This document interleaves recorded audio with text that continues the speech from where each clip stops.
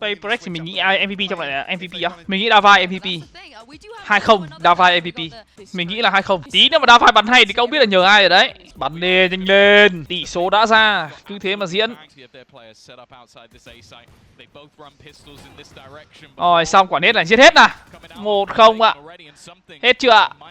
Chết đúng Lakia luôn, giờ ai heal cho Munchkin bây giờ? Chết luôn à? Bảo rồi, kịch bản ra rồi, các em chỉ cần làm theo đúng lời anh nói là được. Game này á, game này tỷ số rơi là 13-6, 13-7 dành cho Paybreak. First half nó sẽ là tầm 8-4. Xong chưa? Flawless luôn. Em kết thúc chưa? Quyển xanh xanh đằng sau nhìn đẹp anh nhỉ? À có gì đâu em, nó là cái mỗi quyển phong đẳng cấp vận động viên thôi mà. Mỗi cái chữ vận động viên kiện tướng môn thể thao điện tử năm 2023 thôi mà, không có gì lắm. Mỗi thế à? Anh em có tin là round này Gen.G không giết ai không? Đâu hoặc là không giết ai luôn, mình nghĩ là không giết ai.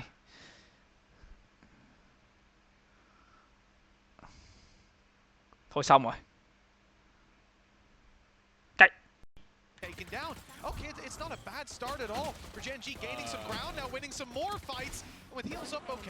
thôi cũng được, không sao, không sao, quan trọng nó là kết quả. Quá trình nó không quan trọng. Nếu ấy mà round này nó là 3-0 thì chấm hết. Nói thật, nếu mà round mà là 3-0 thì chấm hết luôn. Có ai giáp 1 không? Một cái giáp 1, hai cái giáp 1. Ok. Game đầu map split và pick attack trước là sao nhỉ? Khó chơi vào cái trò này nhá. Cái trò này ấy, pick attack là một chuyện rất là bình thường luôn. Anh hiểu không? Cái trò này ấy, pick attack là một chuyện rất là bình thường. Nó không như CS. CS là đa phần những map nó thiên về bên công, nhầm bên thủ.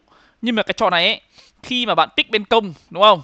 Khi mà bạn pick bên công, thứ nhất là game này là game set bài. Bạn sẽ là người được quyết định nhịp độ trận đấu đầu trước.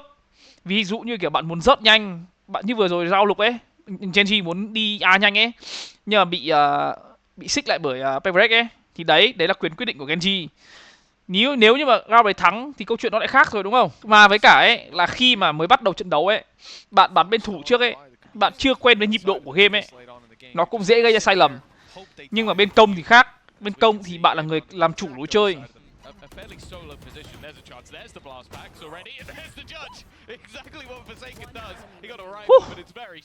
Mất một súng đẹp keng.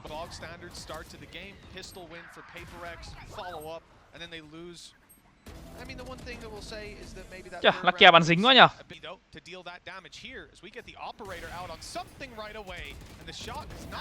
Sao con jet là TP giữa đường thế nhỉ? Fake TP thì mình TP nó kín được tí được mà. Thôi xong. Vẫn may quá, vẫn là 1. Ôi, nó nhảy ra TP. Đâu? Nó fake TP mà nó có nhảy ra đâu. Mà kể cả fake TP ấy, ý mình là fake TP thì nó TP về cái góc này. Nó kín một tí ấy. Chứ bạn chăm nhìn trong trường hợp vừa rồi ấy, may là nó còn giết được 1 á, đúng không? Vì như kiểu là Paybreak bị mù, cái something bị mù ấy, something đâu có cover được đâu. Ý mình có biết là fake hay là gì thì mình không biết, nhưng mà ý là TP nó kín vào một tí. I liked what I saw last round. I don't know if you caught it in the replay, Tom, but a fist bump into a high five. See how many high fives there are for Gen.G after this one. Ôi, hay Davai. Davai vẫn sống luôn nha. Davai đi rồi. Phongcachxanh. Ôi, mon điệp.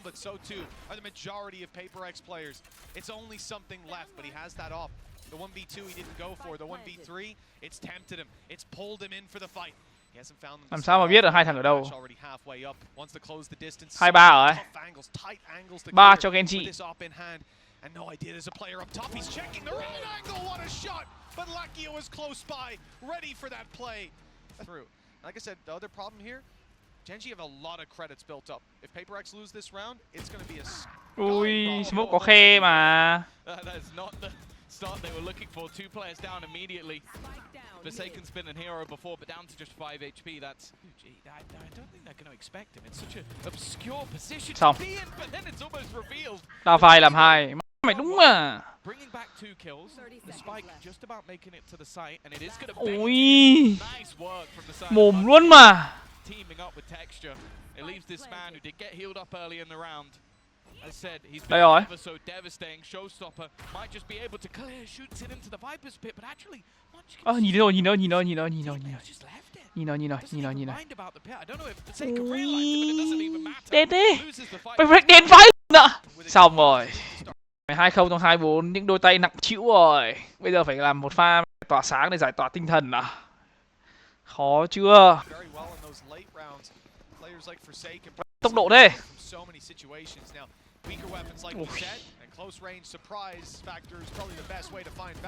My freak. Caron lại làm 3 rồi. Làm sao mà ngờ được Caron bây giờ. Xong.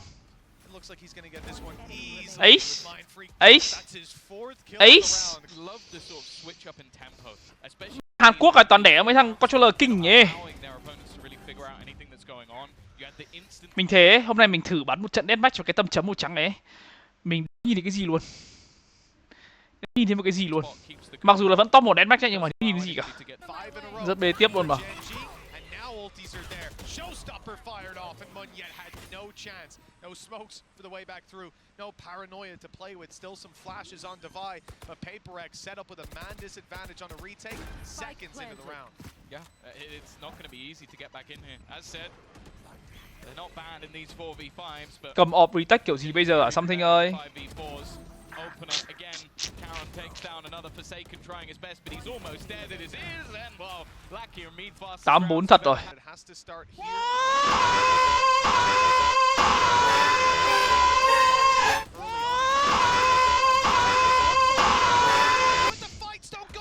Podcast chữa lành ạ. Có chữa lành bằng cách trừ bẫy không phải em Long?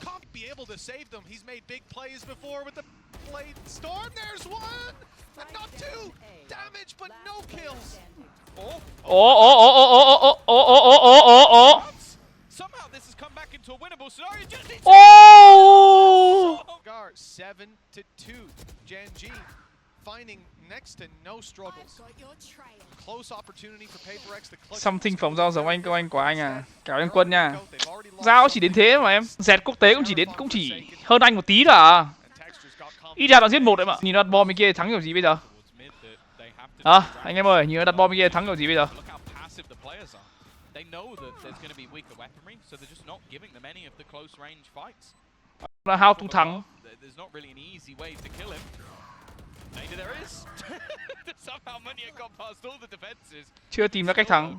His post barn looks strong. Nades still available. They've been taking these sites so quickly that they've had no problems just having late utility. Wow, the time almost looks like it's gone, trying to bait some space, but it's all too easy. Toàn Phantom. Thường ấy khi mà em đặt bom ở trong góc ở trong xe, cái góc cột ở trong xe A đấy ấy, thì em dễ bị spam. Việc chỉ cần spam qua smoke là em chết đấy. Nhưng mà nếu mà em phát hiện vẫn sống kìa. Thường người ta đặt bom phải lái đi một chút. 8-4.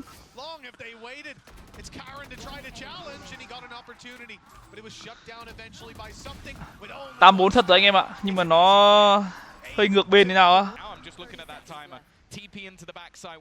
Cầm ọp quá quả B luôn mà. Chơi game kiểu gì đấy?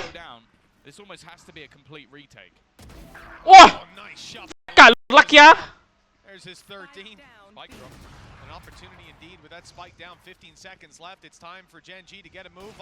Ôi, cả Lucky thật không nhở? Mấy thằng nào team view ạ? Trả máy cho Lucky đi nhá. Hơi quá đấy. Causing a lot of chaos for him. Now it's a little bit more conventional, but that's never the name of the game with PaperX. In he goes. Something's looking for a fight. Paranoia is perfect. Snakebite's even better. And with 1 HP, Lucky doesn't stand a chance. The rest of the squad comes in to save him, but they've ended up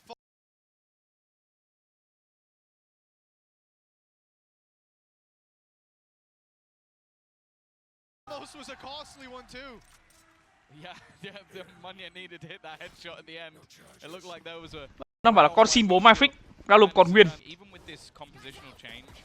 Rồi, tưởng gì chứ Viper 19 này thì Blitz có. Hóa ra là hai Viper trình độ nó cũng ui, lại là Meteor với khẩu Marshall. Ui, xong 50. Khi mà nhìn cái thằng Meteor này không bao giờ bắn nhau ở tầm xa, nó bắn Marshall khiếp vãi luôn.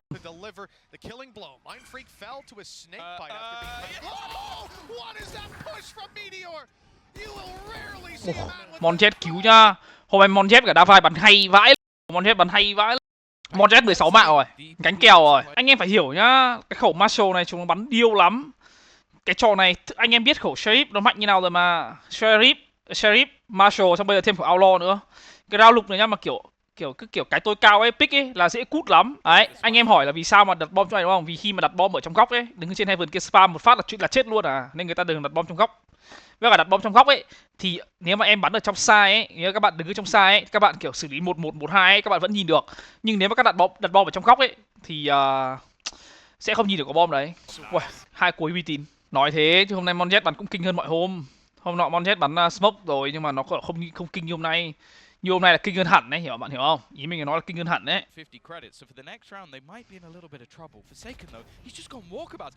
Ui, phát đấy vào mồm dẹp.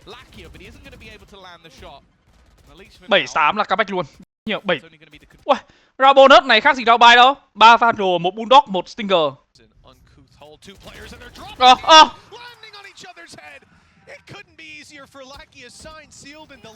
Lakia bắn cũng điên lắm cơ. Không phải làm đúng rồi, clear van cùng nhau đúng rồi. Chỉ làm Lakia bắn kinh vào thôi. Nói thế không phải rao bài. Nhìn thấy Monjet bắn mua Stinger kìa, nó vẫn bonus một tí. Nó không phải là buy hết. Cái gì đây? Bạn đi dép rồi các anh em ạ, đang đi tắm còn chủ động mai đi xem phim. Anh em cho hỏi nên đặt ký hàng nào và xem phim gì giờ nhỉ? Có ở CGV nó có cái dạp giường nằm ấy bạn, dạp giường nằm em, 650. Hai cái free bỏng nước, free đồ ăn vặt á. Còn nếu mà cảm thấy mà cái giường nó hơi quá thì có mấy cái ghế mà kiểu ghế điều chỉnh ấy thì nó rơi vào tầm 600, hai cái cũng free đồ ăn vặt luôn. Ngồi mấy cái đấy cho nó binh. Em thua anh từ đấy vãi, anh đang đưa ra góp ý mà. Nó bắn nhảy mà. Thắng đúng rồi. Lakia này vào hên hack. Cái giường đó hơi dơ nha, tốt nhất là dẫn về nhà. Đừng thế bạn. Nếu mà kiểu ấy vừa mới quen mà dẫn về nhà đồng ý luôn ấy thì là có vấn đề á. Cảm ơn quân đến 10k qua MoMo nghe. My fix 110 à? M11 à? Suy.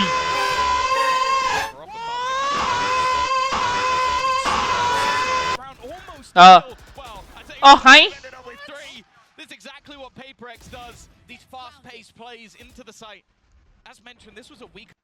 Nãy ông nào bảo texture 40 mạng ấy nhở? Mới được có 8 mạng thôi. Chắc phải bắn được tầm 20 cái OT nữa nhỉ. 79 là đẹp nè, còn nguyên nè. Đừng thua rao này nhá. Rao này thua là mệt đấy. Hay. Hay, my freak 3 mạng. Cái anh cũng mới thấy cái Galaxy Sala đấy trông đẹp vãi. Anh nhìn thấy TikTok thì cái đấy đẹp đét. Uầy, xong rồi. Ủa. Nhưng mà sao lại không ai check nhỉ? Một race bay vào, một Z đát vào nhưng mà không ai check. Không ai nói là ai check trái ai check phải luôn. Caron ngồi im trên đấy luôn. Tele lúc bay vào á. Wow. Thế thì uy tín đấy chứ ha. Tại vì lúc chiếu lại mình không nhìn thấy. Liệu mình đang đọc donate. Sorry. Lúc chiếu lại anh không nhìn thấy, anh chỉ nhìn cái đoạn nó bắn chết người thôi. Anh không để ý nó có tele. My bad. Davai có anti, bên kia Lakia giết một có anti. Trận này cũng hay mà. Tính ra thì hai trận đều hay mà, tại vì hai trận đều là chung kết của Pacific. Hai trận đều là chung kết của Kick-Off à. Chưa bắn nhau là yếu mẹ rồi, chơi gì nữa giờ.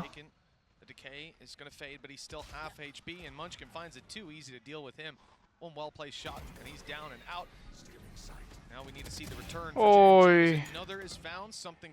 Hết. Hết rồi. Ủa? Ngon chết. Ui. Đen thế. Phải toàn kiểu tham minh một tí. You might have her trail, but that's the thing. He's literally just playing with him because he knows that flank is coming. I chance for them to fight back, albeit here with weaker weapons, but they've looked good there. The problem is they've won 4 of those 7 rounds off the pistol and follow-up. Like the injection. Hết rồi. Mình nghĩ là hết rồi. Thường ấy, Paperx ngày xưa ấy thì những cái tình huống Heal.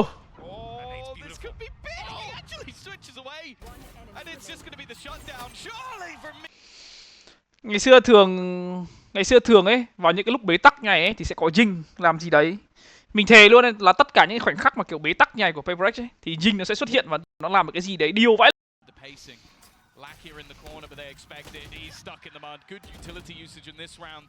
It leaves now Karen. He's had some magical plays, but they know exactly where he is. Well, it seems so. Monia goes bouncing past him.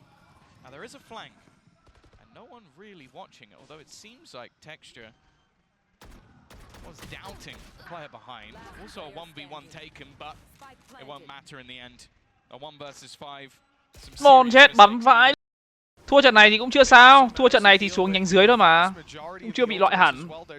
Thua một trận nữa mới mệt. Thì mệt mà. Mày bay từ Tây Ban Nha về Tây Ban Nha về châu Á cũng mệt lắm em. Đi cũng mười mấy 20 tiếng ấy chứ ít đâu. Chưa sao. Bây giờ mà chiếm được một cái side, đặt được cái bom thì MyFreak của anti thì vẫn thắng được. Chưa dở lắm. Chỉ có vấn đề bây giờ đa vai hết chó, đa vai hết flash rồi. Lấy thông tin kiểu gì đây? Thông tin của bởi Monjet à? Bây giờ Monjet phải quấy. Ơ thôi xong rồi. Monjet toàn không check dưới chân nhở? Ồ. Gen.G have the advantage. They're going to challenge Munchkin inside the pit. And what a mistake that was. Welcome to his world. With Munyet, the last man standing, and a free kill presented. He's got 3 more to go. 2 mạng cho Monjet, cộng 5 lít.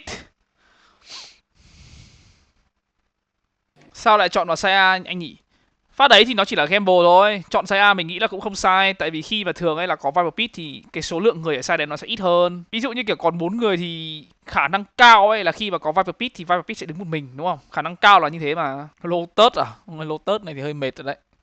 Nếu mà Lotus này Payback bắn attack trước, Payback pick attack thì phải. Nếu mà Payback bắn attack trước mà kiểu bắn đội hình như trận trước bắn với cả Cabin Corp mà thắng rao lục trước thì mình nghĩ là làm được. Gen.G nghiên cứu Payback kỹ VL.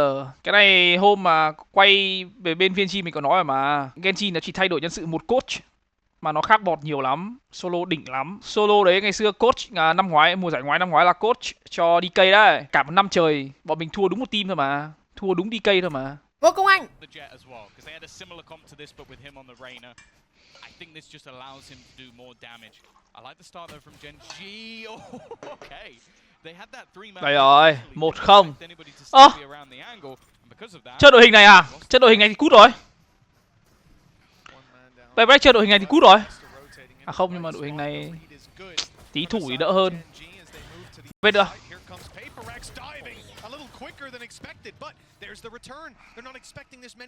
Không có smoke upper mà đi hở hênh thế. Rồi xong rồi.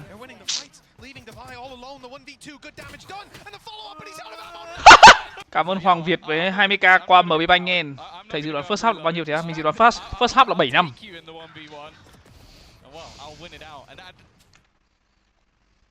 Nhưng mà tại sao lại không có smoke upper mà cứ chạy đường này nhỉ?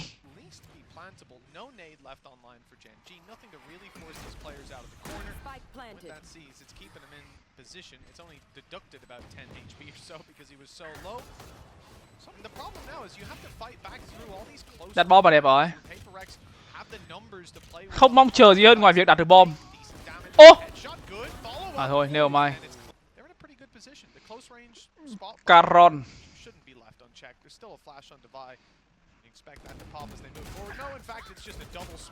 Ui. Nó AD kìa. Dẻo ạ.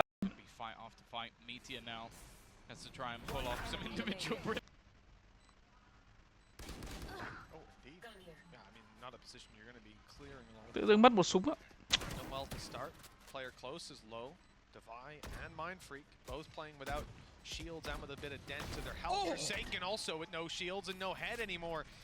Năm giờ tự dưng chạy hết đi.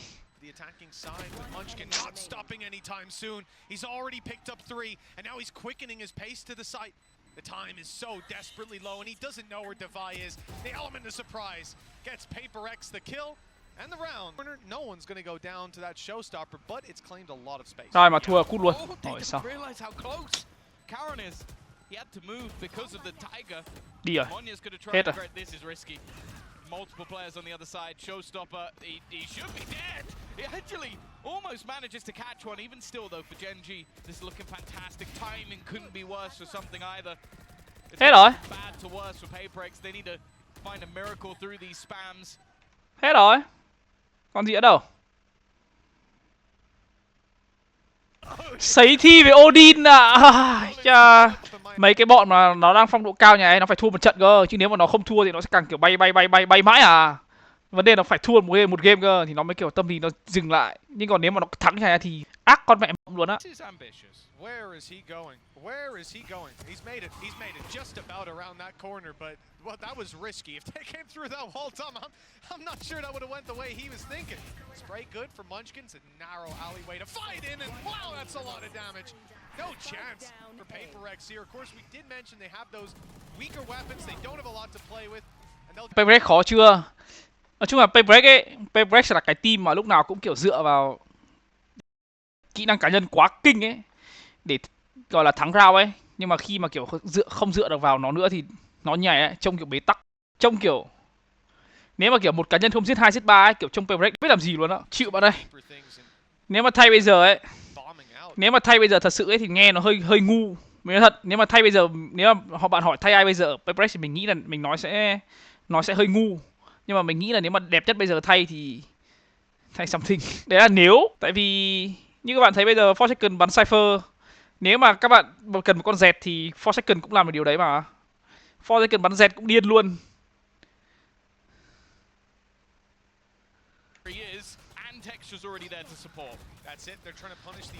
Khi mà mình hay nói chung là kiểu ấy, bọn mình ở Sinh ấy, cái thời mà mình ở Sinh với cả bọn mình cái thời mà ở Sinh ấy thì bọn mình có hay kiểu vào TeamSpeak ngồi nói chuyện thì các bạn biết rồi đúng không? Thì như kiểu lúc đấy có cả Gen.G dùng trong đấy hết. Thì thằng Gen lúc nào nó cũng bảo mà Phongcachxanh là một trong những con dẹt vãi cả luôn.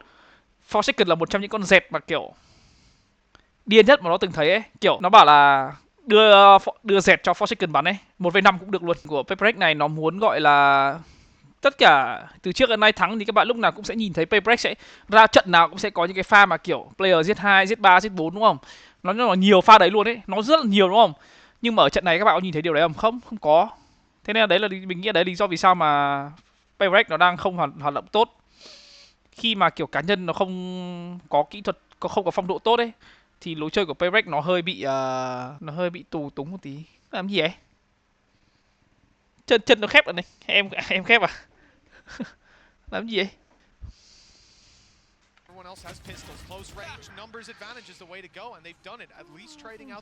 Thế Phongcachxanh chơi Duelist rồi ai call team? Phongcachxanh không phải là call team đâu bạn. Phongcachxanh là call team là Davai mà. Team này cần một Sentinel thuần chứ không phải flex nên thay sang mình được. Chung là có một Sentinel vẫn tốt hơn. Paper X lối chơi là phi đấy. Phi xong rồi player giết 2, giết 3, giết 4. Nói chung là Paper X lúc nào vào trong side thì cũng có lợi thế, kiểu giết 1, giết 2, giết 3 trước rồi.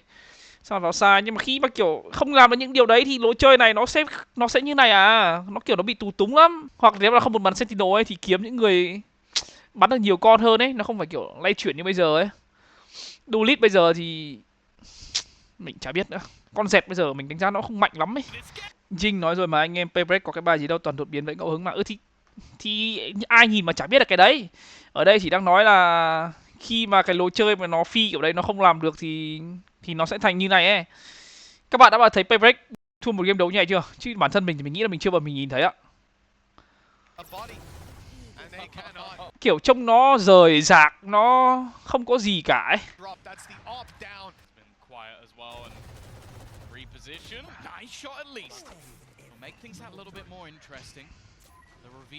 Lúc nào bắn cũng như này mà. Một là 5 thằng rớt với nhau, hai là từng ông lướt một chỗ, mỗi ông đi lướt một chỗ xong bắn nhau. Nhưng mà đấy, nhìn rớt cùng nhau cũng không được mà đi lẻ cũng không được, này khó rồi. Nhưng mà bây giờ ấy, Paper X sẽ không thay người đâu. Tại vì split 1 ngay gần rồi mà. Split 1 là mùng 7 tháng 4, tức là 2 tuần nữa là bắn split 1 rồi. Bây giờ mà muốn thay người thì cũng phải đợi hết năm.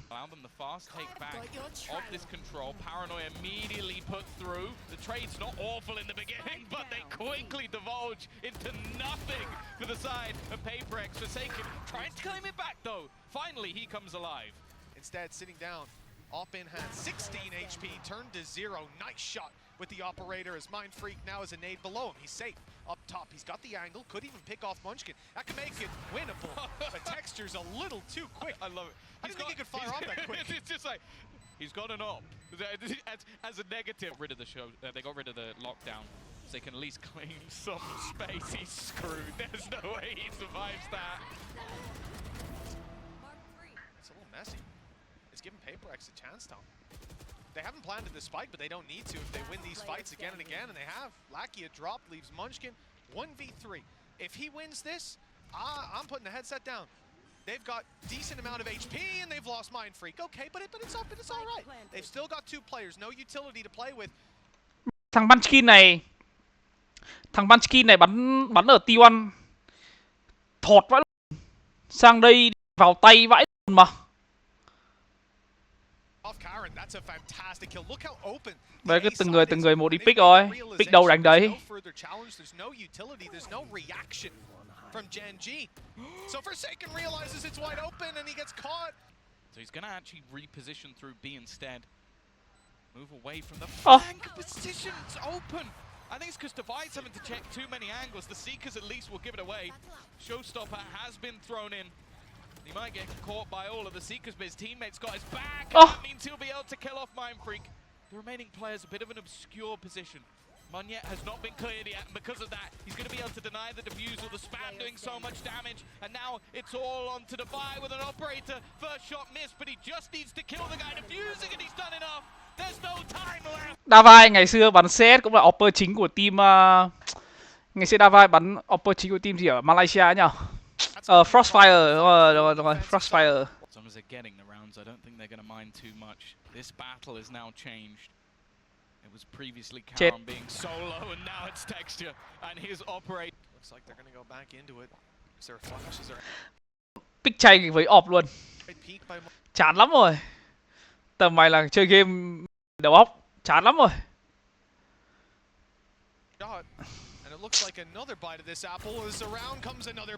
Wow, nhanh vãi. Wow. There was no escape this time, and with Lakia falling, a real chance. In. Up close with a teammate further away. Munchkin's making a lot of noise. They're trying to find an angle to deal with him, and instead running into Meteor. Well played. Now they can group up and try to force this 2v2 with the Viper's Pit. That was a little scary. Thought Munchkin was about to be spammed, but now they've got a lot of space as they close in the distance. No snake bites to play with, though. That could help out, keep them way out of this pit, and with Munchkin falling, it's done. PaperX 8-4 at the halftime. Còn vẫn còn bạn ơi, vẫn còn nhánh thua nữa. Nhưng mà game chưa kết thúc mà, mới có 8-4 anh em. Khi mà tỷ số chưa chạm 13 thì chưa biết được đường nào một lần. Các em cứ bình tĩnh đi. Thắng lục đi thì còn có hốp. Mất lục là mất hết. Hay. Chó một bên, pick ở bên. Hay.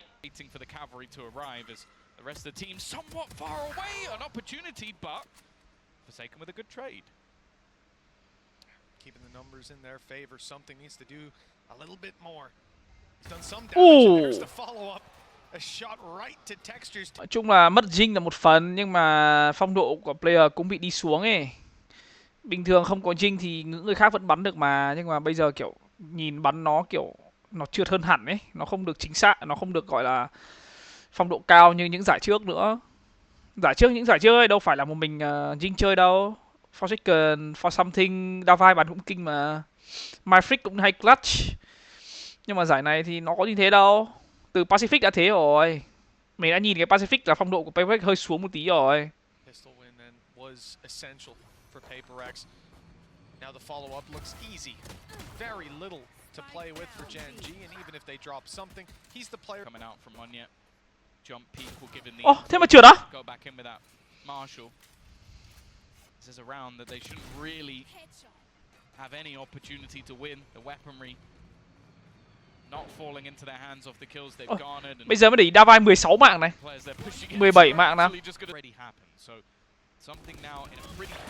3 thằng luôn. Something giết 1 là thắng.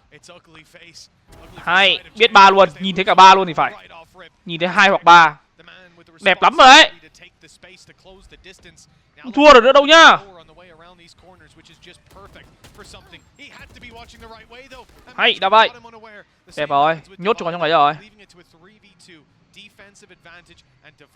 Davai ơi. Đây là lúc phải bắn trúng này.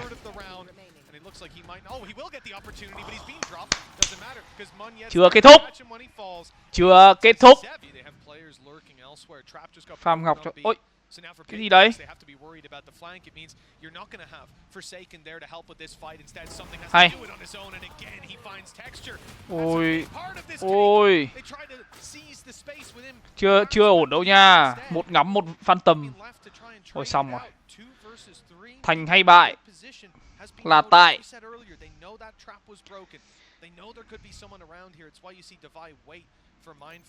rồi, nghe rồi, biết rồi, hay.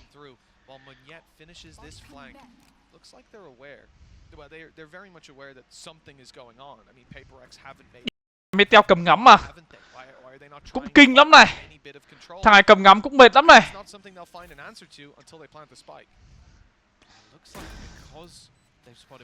Ôi. Near B, and they're worried about their spawn. They're actually going to go fighting aggressively. This could be a big win if it comes through. Nice work from Meteor. One bullet left. Sợ rồi. Spray nhùn rồi. Wow.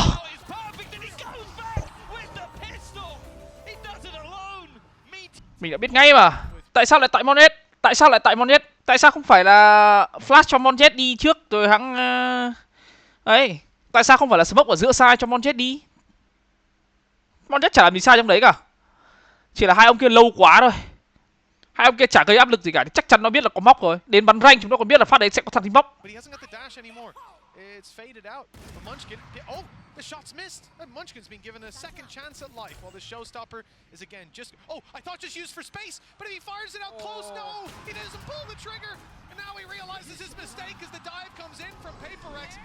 Phải nó mà bắn kịp cái đấy là thảm họa luôn đấy. Phải nó bắn kịp phát đấy là thảm con họa luôn đấy. Spike already planted at least, so they're gonna have to respect it and just fall back. Munchkin's still holding. And they have a pretty nasty potential crossfire just with the amount of time that can be bought. Munchkin is just looking at that clock. That's all he really aiming for, sitting back, waiting for the push. He manages to land the first. Sweet. Phantom là đi rồi đấy. Nhìn rồi, nhìn đâu mình rồi. Ôi, ôi, ôi, vãi nọ. Chất thép à? Hay. Rồi, bắt đầu đây rồi. Payback bắt đầu vào tay rồi. Payback bắt đầu vào tay rồi. Chưa kết thúc đâu. Không nhặt ốp á. Mình nghĩ là Something không muốn bắn ốp nữa. Không biết. Đúng rồi. Something buy vandal rồi. Something không muốn bắn ốp rồi. Nhưng mà tại sao không bắn ngắm nữa nhở? Team kia không có flash bắn ngắm sướng mà. Team kia không có một con nào có flash ngoài trừ cái paranoid của Omen thì hơi nhìn thấy. Sướng mà ta. Đây rồi, Apadis. Xong. Sẽ ném mù như thế nhở?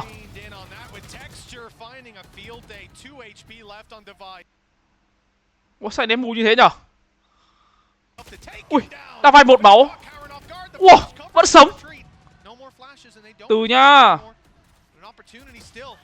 Ôi, khó thế.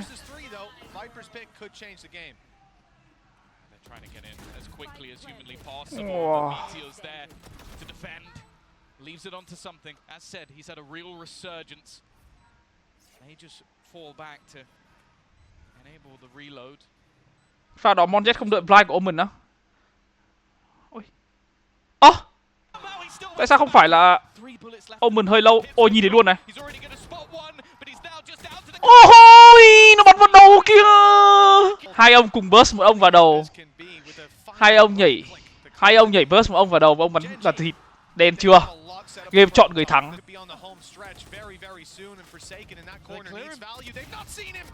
Ui. Phí thế.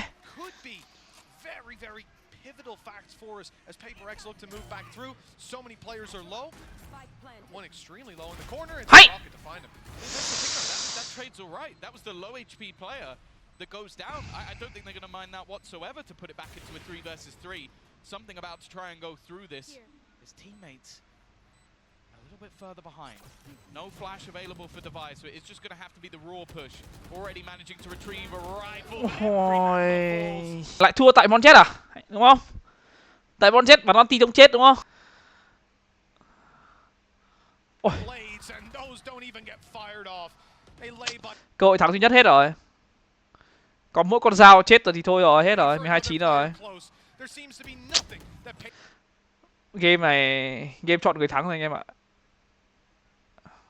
Riot chọn Gen.G thắng rồi. The crushing weight of this series, the lower bracket is beckoning them, and there they'll face elimination. Đúng rồi, Gen.G Caller ICL là Munchkin.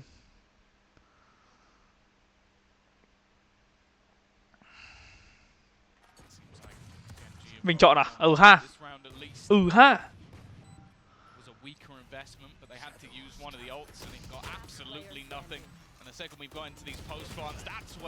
Vậy là trong ngoặc là thua à Công Anh? Chắc thế rồi. Chắc thế rồi. Không sao, bảo là chưa lên 13 mà. Còn nguyên. Nó còn cái anti của Killjoy, anti của Fate, anti của Ray. How to thắng. Được rồi, 13-9.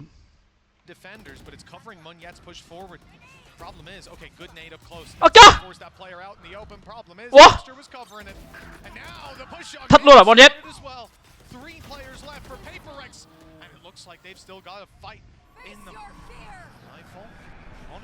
He's being caught, but it's fake information.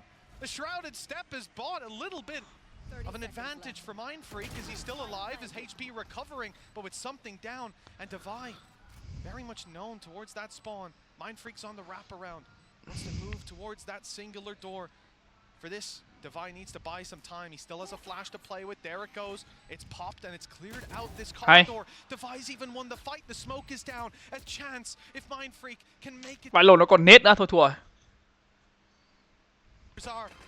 And the nade has even forced them back for a second. The time now very low. And with two players still to root out, it might be too low. Divide just dodges that seize, but Mindfreak down. The time now not to be played with. Okay, no texture went out swinging. There's no chance. There's no chance whatsoever. He had to stick it under. 2-0 thật. First half map 1-8-4 thật. Thắng lục thật. Tỷ số là 2-0 thật. Nhưng mà hai bên 2-0 nhầm bên. Có MoMo á? Ở đây đăng ký được bằng MoMo á? Đâu? Đây làm gì có đăng ký bằng MoMo đâu ta?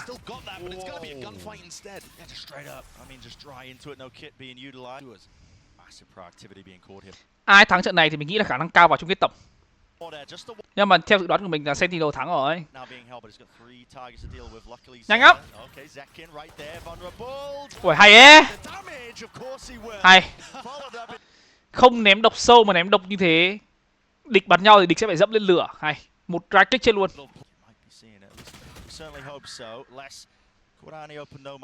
Uầy, cảm ơn bạn Nguyễn Việt Hoàng với 130k qua MoMo nghe. Tài trợ anh làm team deathmatch, top frag bên win 50k, còn lại 20k. À chà, có vẻ như là sau map 1 chúng ta sẽ có custom nữa hả?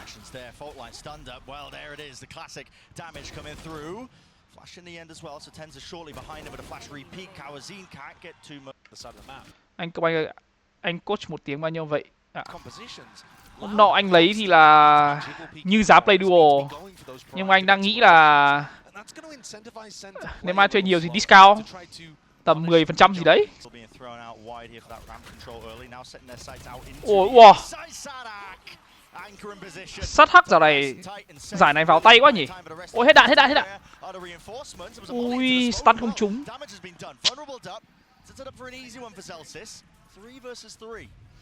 3v3 này là hơi nghiêng về cho Sentinel rồi nào.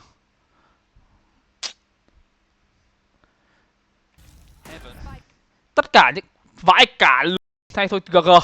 3-0.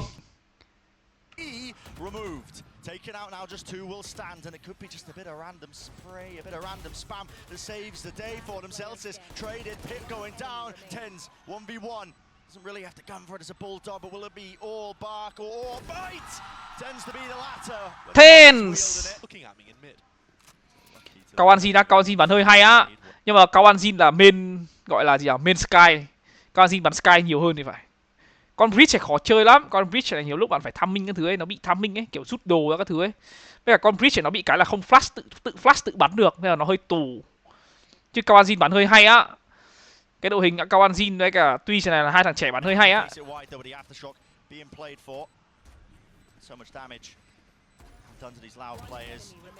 positionings known and noted, and so a difficult setup to break 20 into. seconds Yeah. left. What are they even going for? Ghế công theo ghế gaming cái nào sướng hơn á? Ghế công theo sướng hơn nha. But really, time is gonna be Mềm hơn và nó mát hơn. It's a team flash. Gen.G there, close to the corner cut. Uầy, quay sau lưng luôn mà. Này thì Kawanjin không tín. Speed này Sen mạnh lắm. At all, Zelsis is backed away, playing a really passive position. 10 spots it, backs away, not favored for that fight. And they've won out the at least critical ones. Now no mollies for Zelsis. Let's tap onto it. Les is holding for it and watching. Không, phát đây phải trốn là đúng mà, tại vì Zelsis là người sẽ kết thúc round đấu mà, nên Zelsis trốn là đúng rồi, không sai. Thầy phán Sen hay không thì thầy thì mình phán từ đầu mà. Mình bảo là trận Sen này thắng này, trận này Sentinel thắng mà. Kích xem trên điện thoại lag VL á. Sao mình xem mọi người thi thoảng có người bảo lag ấy, nhưng mà mình dùng mượt lắm luôn ý. Đúng là nó đang có mấy cái lỗi như kiểu là thi thoảng chat nó không nhảy, hay là thi thoảng đang xem nó bị hiện thành offline, nhưng mà thế nên đấy phải có lý do thì nó mới là beta mà anh em, nó đâu phải là bản chính thức đâu, nó mới đang là bản beta thôi mà, biết sao giờ. Ôi ôi ôi ôi.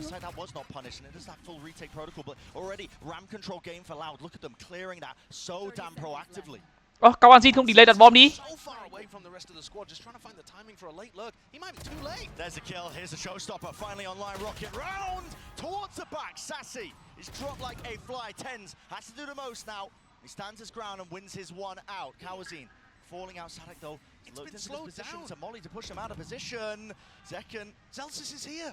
Finally. Arriving to the party though, Util in his hand, Sadek adjusts it and watching for it. Tens now 1v2. The double face is there. Wow, trông nó retake đẹp vãi mà. Trông chú retake hay vãi. Wow, anh em nhìn nó retake mượt vãi, bên kia vừa đặt bom xong nó đã móc tới nơi rồi. Xong rồi nó hóa ra là Kawanjin không delay đặt bom, là để Kawanjin ném aftershock vào elbow, đẩy địch ra để cho đồng đội đi móc bắn. Wow, bộ não thiên tài, set up. There it is, kill claimed. QCK fault line. Definitely there. Gen.G bắn hay thật á. Mình nói thật với các bạn luôn nhá, là cái công việc in-game leader ấy nó mệt vãi luôn đấy. Nhưng mà Gen.G ấy nó vừa IGL nó vừa bắn tốt vãi.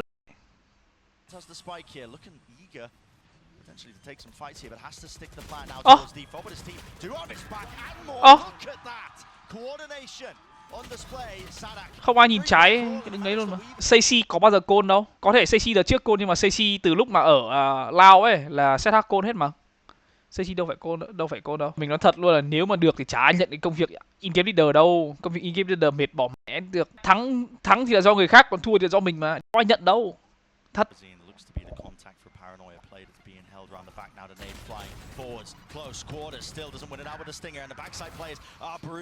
Đi vào chỗ sách vẫn thắng. Ui.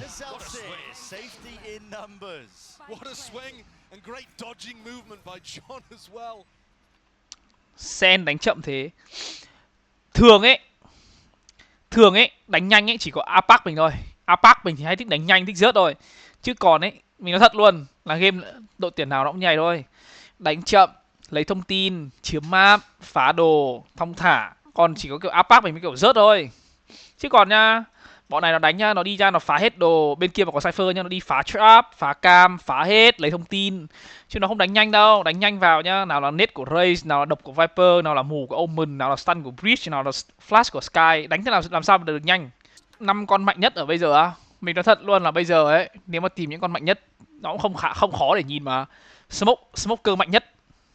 Smoker mạnh nhất, mình nói thật. Mạnh nhất bây giờ meta luôn, map nào cũng chơi luôn. Viper.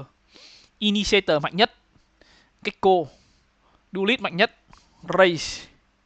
Còn gì nữa? Còn vị trí gì nữa? Duelist. Sentinel mạnh nhất thì mình không nghĩ là Sentinel chắc là khó nhất, tại vì Sentinel ấy cả hai con nó đều chỉ có thiên về hai con là Killjoy và Cypher tùy vào từng map.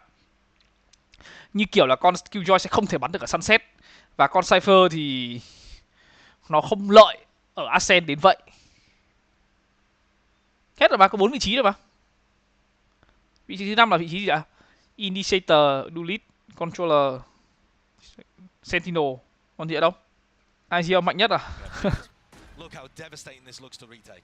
How do you do this now? Yes, you have a rolling thunder, but it's going to be Utilized hopefully now to clear through into the bit. They've got this late lurk, the flying from Sassy, and yet he's caused all the distraction in the world. Gets out with his life, close to the corner, cut him up. Still, John QT. Fully tacked his quality time now with the whole family as he's sat back into the spectator. CQCK forward.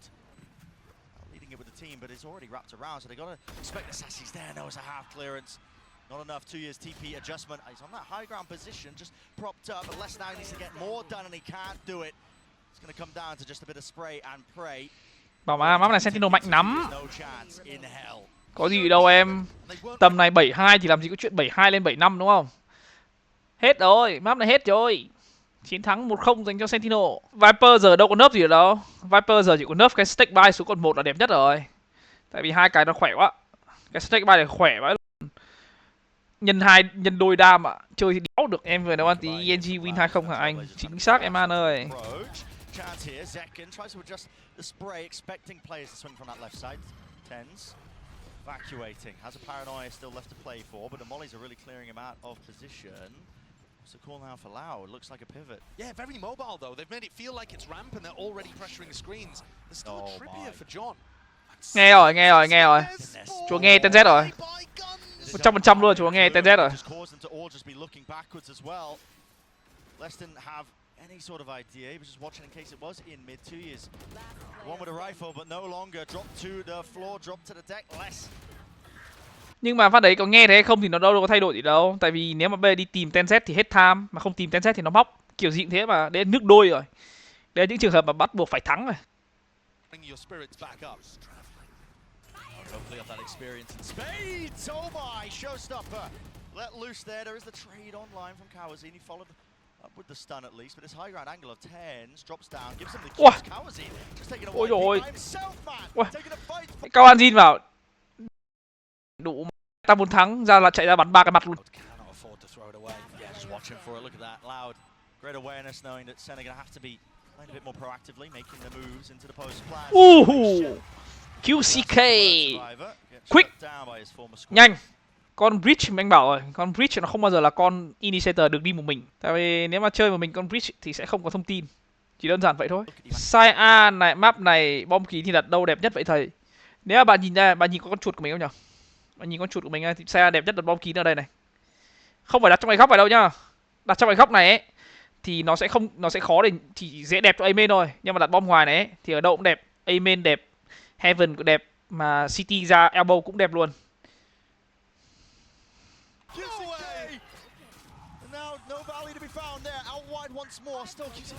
Ồ, khó thế. Đứng góc đấy thì ọp kiểu gì? Collection of the kill. Now there's 45 seconds left. Chances to slow this one down, but it looks like Sen have no intention of it. Forward positions once more. Kawazin drops down from the ropes here, spraying down, but he's disjointed on the rest of his team. Kawazin out wide. The reset. Rolling thunder lifts him up in the air, sky high, and then one player standing towards the back as a crossfire setup, but the aftershock is elite. Kawazin. Ôi cái gì ấy? An ace on the cards. Less to stick. This one comes down to the spam, but John is stunned. A tap. He's going to be out wide. He's going to be forced wide. Knows it. Info gathered now, but another stick now. Less finally the trust maintained in his teammate. Maintained in him. Might be punished. The tap out. Force with the jiggle. John QT.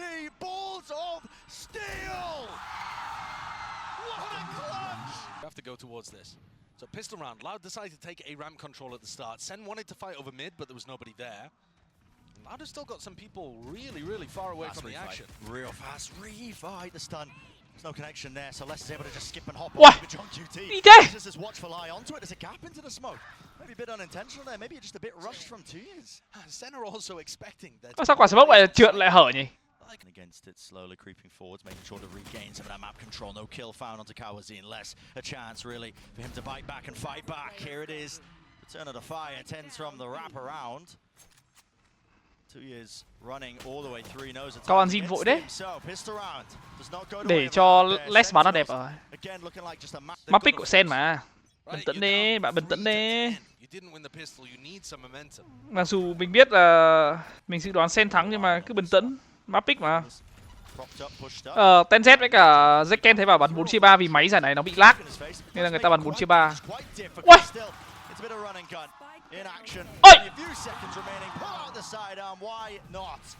Ôi! Ôi, clutch quả 1v2 kia xong là cảm giác là vào tay lắm rồi. Giờ một tổ chức mua lại một layup được bắn franchise thì có cần phải bắn lại Ascension không anh là sao? Slot franchise đâu có được mua bán đâu. Bạn kết hợp thì được nhưng không được mua bán mà.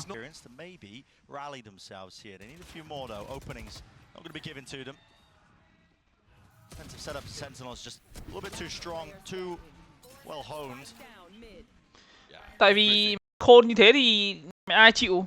Các ông lấy slot franchise là miễn phí mà sao các ông bán mấy triệu đô thì bú thế thì ai lại quả ai được lợi? Riot chả được lợi gì cả. Với cả nó nếu mà làm như thế, nếu mà cho mua bán nó sẽ thành tiền, nó sẽ thành gọi là những team khác người ta cũng làm thế, nó thành loạn á. Tùy nha. Nếu mà ví dụ ấy như kiểu là các bạn là 5 player mà vô địch Ascension ấy, các bạn lên franchise ấy mà tổ chức các bạn kiểu có vấn đề về kiểu gì đấy mà bị Riot cấm thì hình như là slot sẽ thuộc các bạn hay sao ấy. Cho hợp tác là sao á? Ví dụ như kiểu là mùa năm ngoái có team Giant ấy. Thì giờ mùa năm nay nó hợp tác với cả team gì ấy, nó đổi tên thành Giant X à? Ở đấy. Kiểu hợp tác như thế. Ví dụ như kiểu là team A hợp tác với team B thành team AB chẳng hạn, chứ không có chuyện là từ team A thành team B luôn. Nếu mà dùng PC nó có một cái nút luôn á, còn điện thoại thì anh thấy bảo là phải dùng Safari hay gì đấy, Safari hoặc là Google Chrome. Ôi. G2 là The God bạn ơi, không phải M80. M80 vừa mới bắn sáng nay với cả TSM xong. G2 được Riot cho phép mua lại đội hình của The God tại vì The God rút khỏi mà. Paranoia flying with the fault line. Time. Time to tick. A crucial kill. Zelsis falling on top heaven. TP forwards. Backside control, at least partitioning in it and trying to take it wide. Still with that util online. The aftershock does push him away. A time from Junk UT, but forcing the fight out into the open. The snake bites, plenty of util here. So Loud.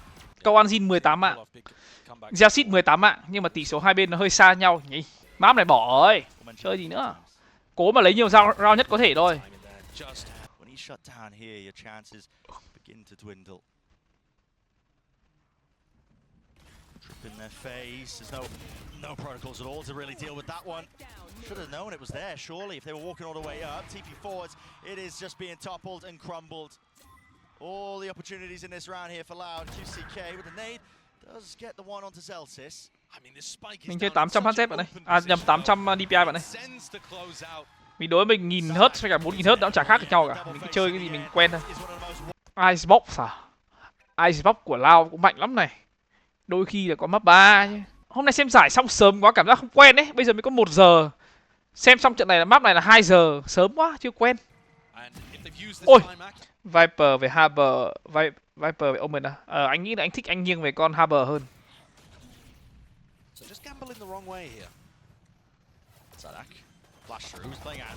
Ôi. Vãi 13 viên Frenzy làm 2. Zekken làm 1 không mất máu.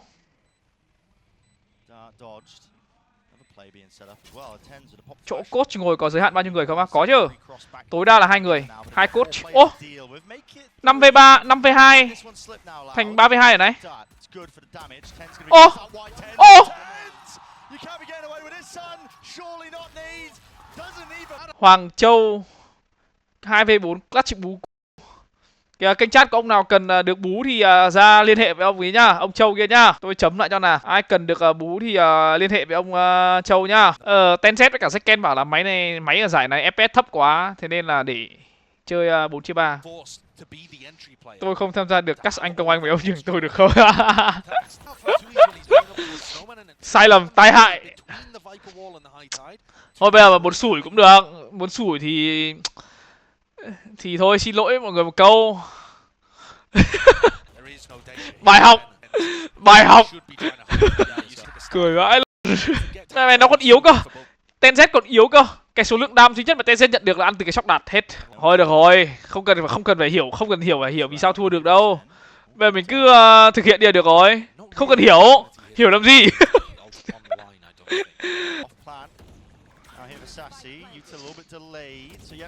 Ôi.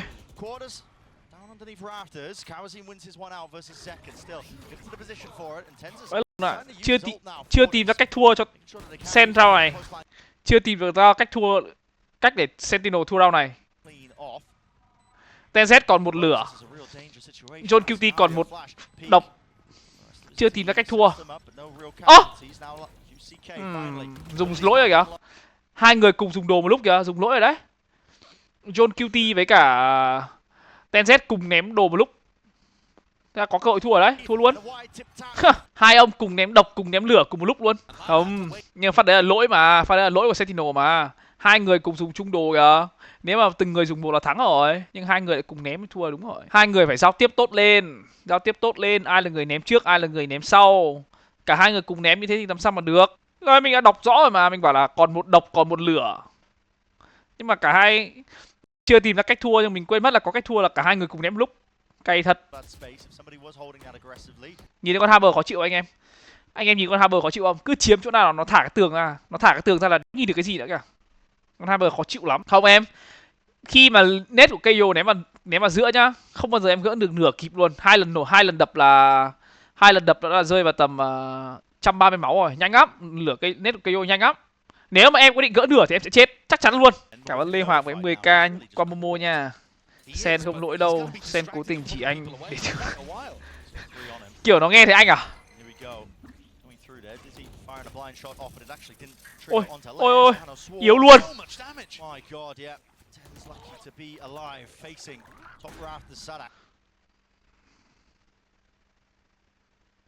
Might be able to get a one and done.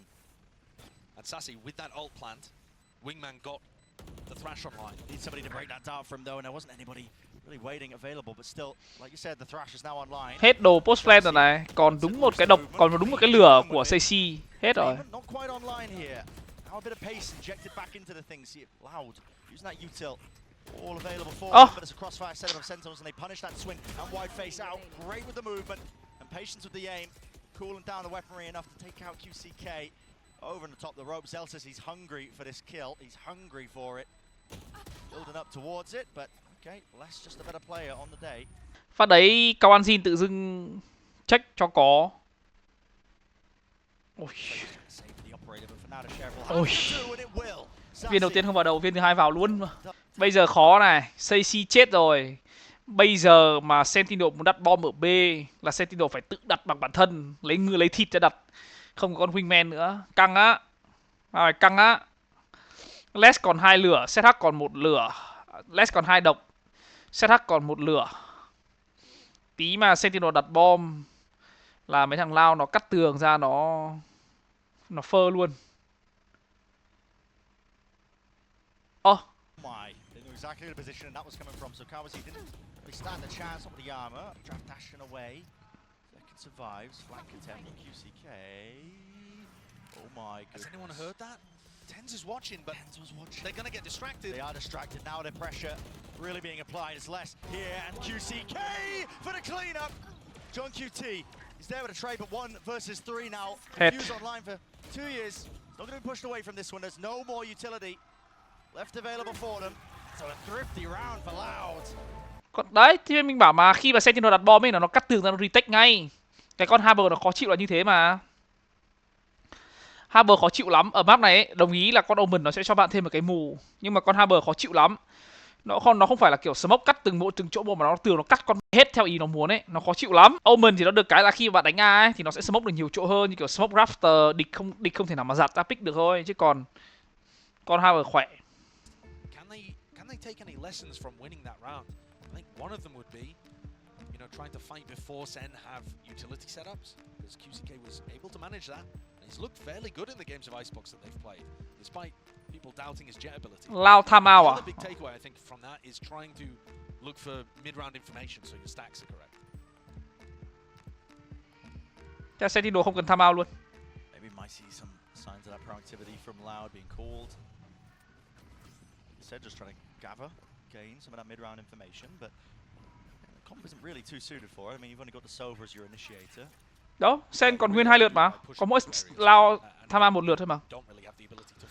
Sao đang nguyên lại tham out? Anh nghĩ là Cole ra tham out từ đầu round rồi đấy, từ trước khi ấy rồi. Hoặc là người ta muốn tham out để kiểu người ta kiểu snowball ấy. Tại vì thắng round này là Sentinel gọi là kinh tế yếu ấy. Nhìn tiền à, 2 người bay được. Round này cũng khá là quan trọng. Nếu thắng round này thì lên 4. Excellent for him. Gần như là lên 4 nhưng không phải chắc chắn lên 4. Let's phải delay đặt bom này. Tương tự như set H. Phải không cho Sentinel đặt bom.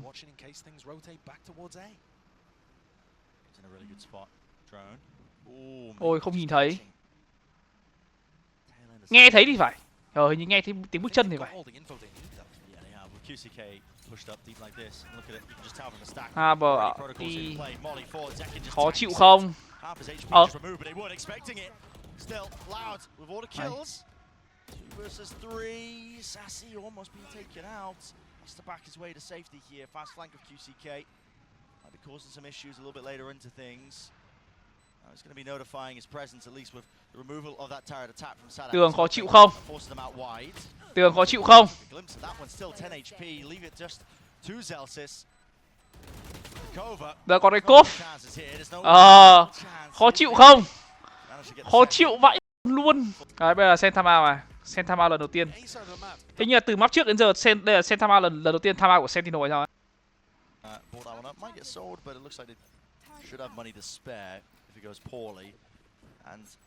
Ủa?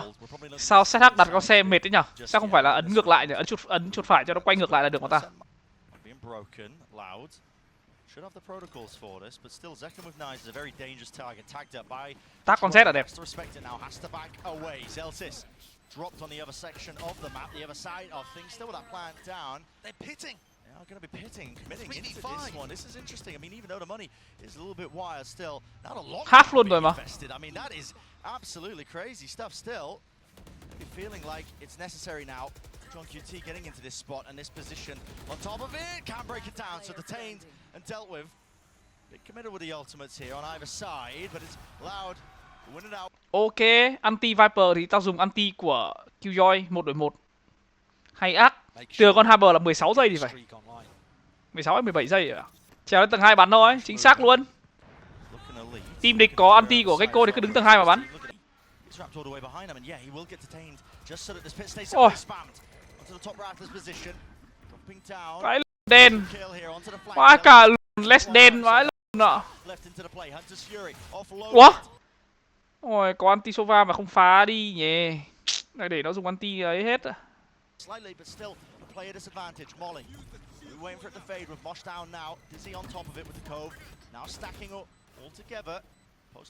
Đường lỗi rồi, nhìn thấy rồi.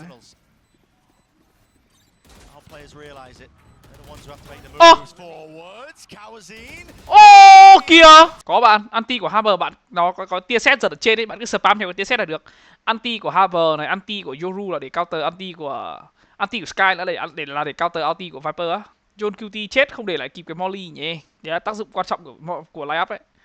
Nhưng mà Sentinel đặt bom chỗ đấy cũng khó cơ. Đồng ý là bom chỗ đấy nhìn thấy được, nhưng mà khi mà kiểu đặt bom chỗ đấy thì không nên đứng cửa sổ ấy, tại vì đứng cửa sổ không nhìn thấy được. Ấy rồi, QCK. Đã chết Saisi rồi.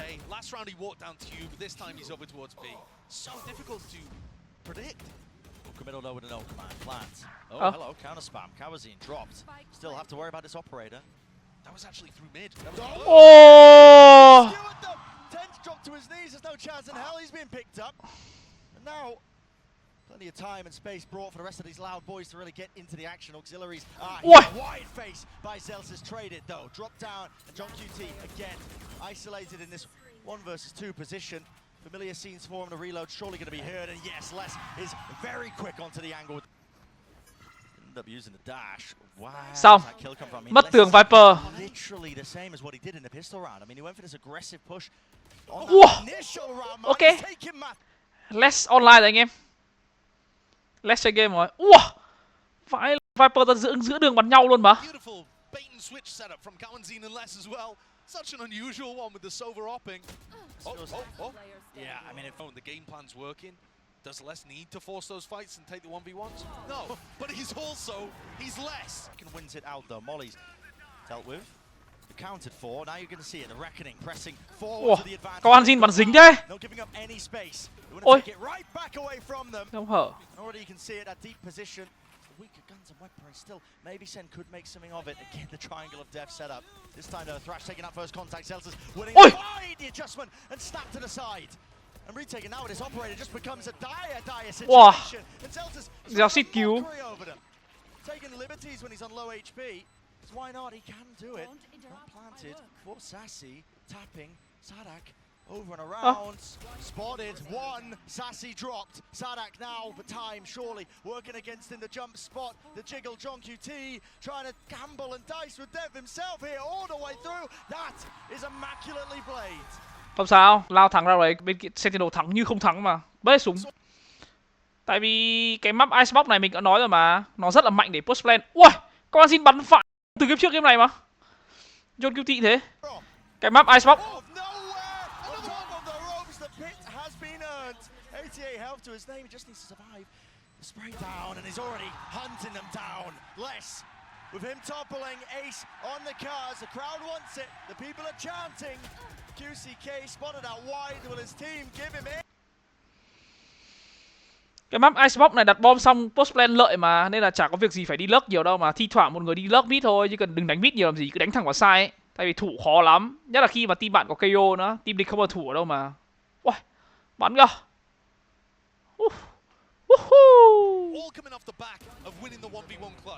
Ông thằng ở trên dây kia, thằng này đang nhảy cái một máu rồi, nên là ấy.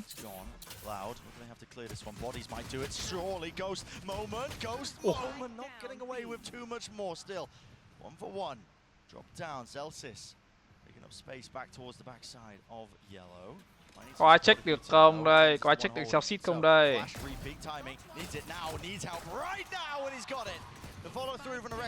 Bắn lục tín vãi mà. Ô!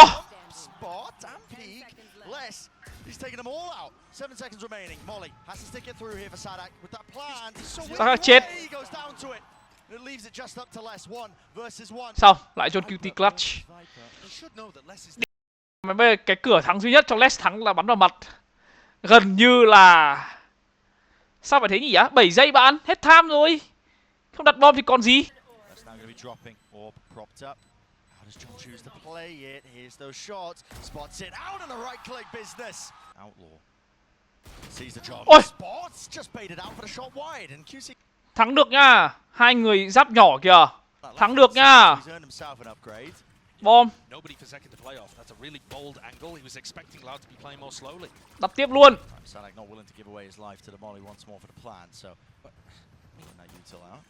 Đặt được bom thắng luôn nha.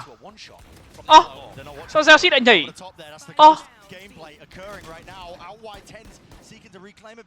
Từ từ. Còn Les còn tường còn hết. Từ từ thôi. Tuy còn tường luôn mà. Nhiều sự lựa chọn vãi.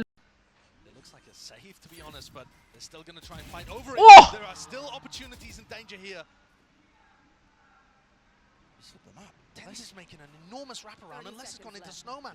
This is such a bizarre round. Mồm. To the wall, all about the timing. No way. As Les finds it, and the gamble, the wraparound here of Tenz has to pay off. It has to pay off massively, but it's not going to be planted out wide. Làm sao mà đoán được giờ? Acknowledge it. The reload is heard here. Close quarters again. Cuts it up into the angle. 1 versus 1, but it really should never have been here. In the first place, Knife tags it. Knows the rock positioning as the wall fades. The head is collected. Đèn. Mà Les cũng cương quá cơ. Kiểu Les định đứng góc off angle ấy để bắn nhau luôn ấy. Nhưng mà Les cũng cương quá cơ. Ui, vẫn là một mà. Đục chết này. Thấy không? Đục bom tầng 2 này nhanh lắm. Cái bom tầng 2 này nhá, đục mà chết dễ lắm. Đặt cái bom tầng 2 này phải cực kỳ cẩn thận. Em nào, set hắc hết lửa, Kawanjin còn 2 shock đạt, Les còn 1 molly, 1 lửa kêu giỏi trên kia. Mình nghĩ là hết cửa cho Sentinel rồi. Nếu như mà post plan chuẩn hết cửa rồi. Vậy nó còn chưa gỡ bom nữa, chưa táp bom nữa. Rồi. It's not a luxury they have whatsoever. No one's even forcing a tap onto the Nhảy lên. here. There's a gap into the wall. Tenz out wide and open. Man, this is just madness. Sadak, what are you getting away with? Shooting fish in a barrel. You can see Sen had no idea there that Sadak could see difficult to hold on against. Tuy có anti này, tuy anti và đặt bom xong, hết round. You move. Hết ra rồi. 1 shock đạt, 2 Killjoy Molly, 2 độc Viper. Nếu mà lao đặt được quả bom xuống thì hết game, end game. Ô. Ô. Ô. To the ground, to your knees, if you are tens in this case, and Celsius, poor Celsius. 1v4. Con Gecko map này khó chơi mà. Con Gecko map này khó chơi vãi lồn ấy. Kiểu không thủ được đâu. Công thì ok mà thủ được đâu. Đúng không mà. Thế mới bảo cái map Icebox này nhá, bạn phải cương ấy. Bạn phải cương đến chết ở cái đoạn pipe này. Khi mà bạn để cho địch đi qua cái pipe này nhá, game kết thúc rồi. Trừ khi là bạn có tường của Hammer. Bạn cứ tường thay nhau phiên nhau tường liên tục ấy, thì may ra bạn mới có cơ hội để chống. Còn nếu không ấy, bắn 4A như bây giờ này. Chứ còn nhá, để cái địch đi ngang qua cái chỗ này nhá, game over. Đấy, bây giờ nó chờ qua tường này. Vãi lắp lên chiến vẫn đắt về. Ăn cả mù chí tử ấy. Đấy, nó cứ đợi hết tường thôi. Bây giờ nó đợi hết tường thì nó vào. Đấy, bây giờ xong, làm gì được nó bây giờ, bắn nhau à? Đấy, bắn nhau thì như này. 2-3 thằng nó ra tao bắn nhau một lần. Khó không? Khó điên luôn. Đi em khó điên luôn. Set hack của anti. Round sau set hack ra anti cái Saya hết con mày game luôn. 11-7. Mình nghĩ cái map này ấy là cái map thể hiện duelist deep nhất này. Cảm giác nhá, mà có con dẹt map này mà bắn dính nhá, nó khác bọt vãi luôn. Tại vì cái map này ấy thường ấy là chỉ có drone thôi, chỉ có drone mới check được con khẩu ngắm. Nên là khẩu ngắm nó thoải mái di chuyển lắm. Nên là thắng thua khẩu ngắm nó quyết định nhiều lắm. Cái map Breeze cũng hay nếu như nó bỏ cái hole đi. Như trước, cái map Breeze cũng sẽ là rất hay nếu như nó để cái hole lại như ngày trước. Không ai yêu cầu việc mở cái hole lại cả. Một ai yêu cầu cả. Cái map này nó sẽ rất tuyệt vời nếu như có cái hole. Đấy, set hack anti A hết. Giờ các quý biểu cho tôi hỏi là mấy thằng Sentinel nó định làm gì về sau khi lao đặt bom rồi nhỉ? Ô, IB à? Thôi xong. Rồi xong, giao ship nghe hết rồi, xong. Tự hack não bản thân. A clear. Rồi, biết rồi.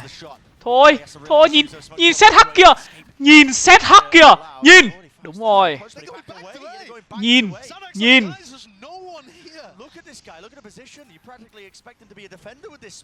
Thôi xong.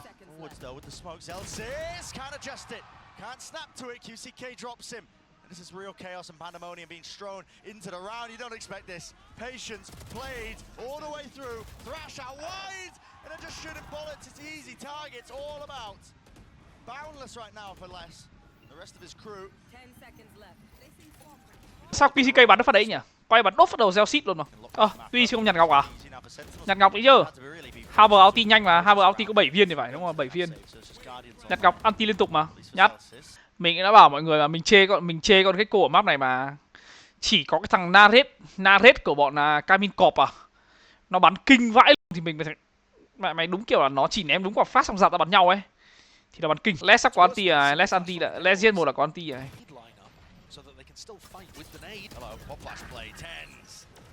Still alive here, got his one, but two is also returned with the fire now. Feeling the heat, feeling the emphasis that he needs to make a play here. That's why he's going wide, dodge. Side there, away from the shutdown. Mosh pit, dissuading it, pushing back this one, but he doesn't expect the player above him. And around the back. Ôi! What an adjustment! Flicks to the side, luckily two is still there. Now the reckoning. Drop down with only 12 seconds left. There's no plan online. They're stunned. Here, up and away. Updraft all round. And Sentinels have denial of the plant pressure at the same time as flashing through the wall, which is sick. Those kind of timings, beautiful. It's also then, there's a mosh onto the plant position too. Let's go boys! So much utility pressure in that round. Tuy kẻ quả tường chôn hết nhở? Tuy kẻ quả tường suy vãi, vừa suy vừa chôn.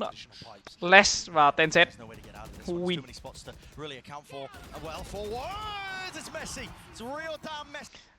Ten trả lại luôn. Second làm hai rồi. Có sao? Ô! Lúc nào mình cũng nói ấy. Cái này lúc nào mình cũng nói luôn ấy, là đặt bom ấy phải có kỹ năng á.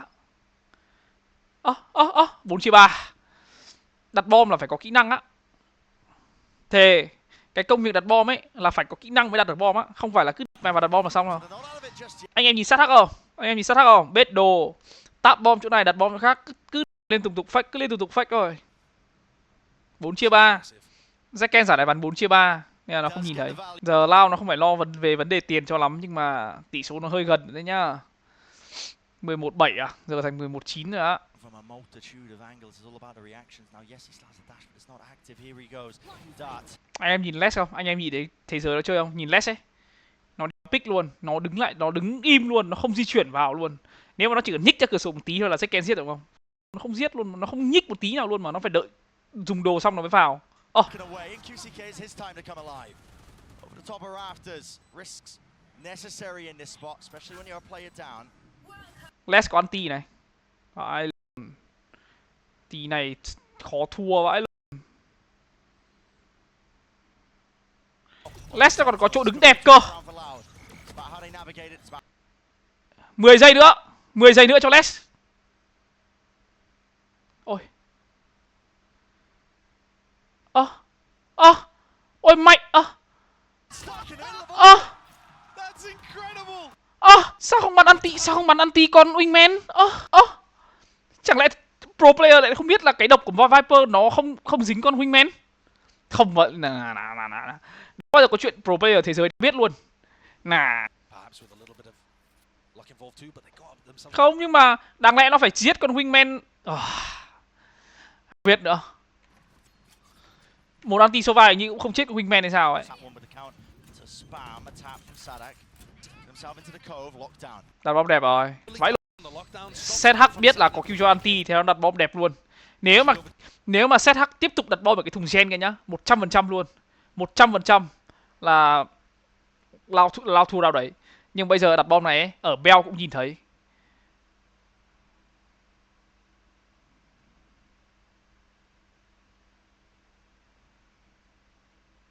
Being done to a multitude of players, only 3 left standing for Lau, but again, anyone could win it. You just have to rely on a bit of that RNG. Zep, Tens, pushing with the operator. Sadak still stands. Have on it, they no have it still. John has got to stick it now.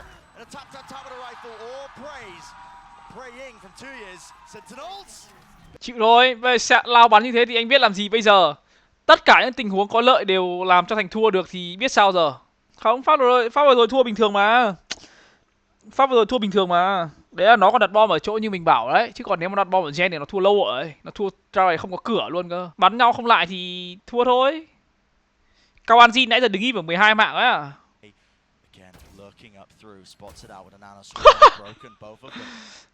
Chuyên gia bom mìn. Let's rồi.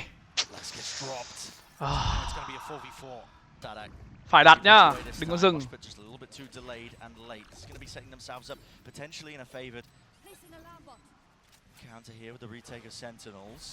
Không, nhưng mà phát đấy Zeken nó lì có cơ sở mà. Phát đấy mà Zeken giết được 1 là thắng rồi.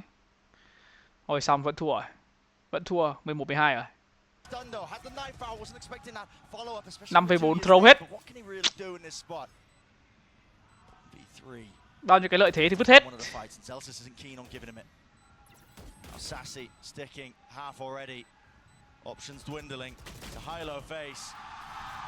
Mấy ông Lao này bao nhiêu lợi thế vứt hết. Vứt sạch luôn. Giữ lại một tí lợi thế nào luôn.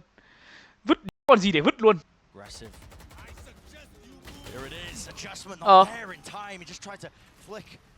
Làm được, phá được.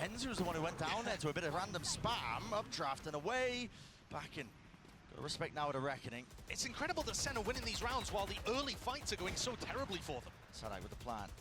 Not be pushed back. You got to think now. Loud. Theo mình nghĩ thì là OT. Set up for success, but I said that last time. Senna ended up taking it, but this time there's a player disadvantage. Doubled up, shoulder to shoulder, round to the back. Ôi. Presence. A little jiggle and offset there with a movement, but not gonna expect Kawazin, and he's still here, alive and kicking. Weaving in and out, dodging, juking, playing with his team, spraying them all the way through overtime on the cards. Getting aggressive, the question is, Sen gonna... Không có Sova khổ không? Giờ lấy gì để clear con dẹt ở đây?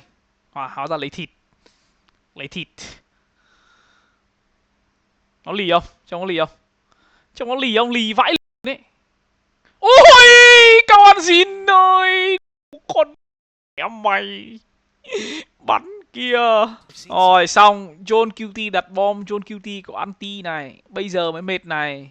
John QT mà đặt được quả bom xuống thì thôi. Nhưng mà chắc không đặt được đâu.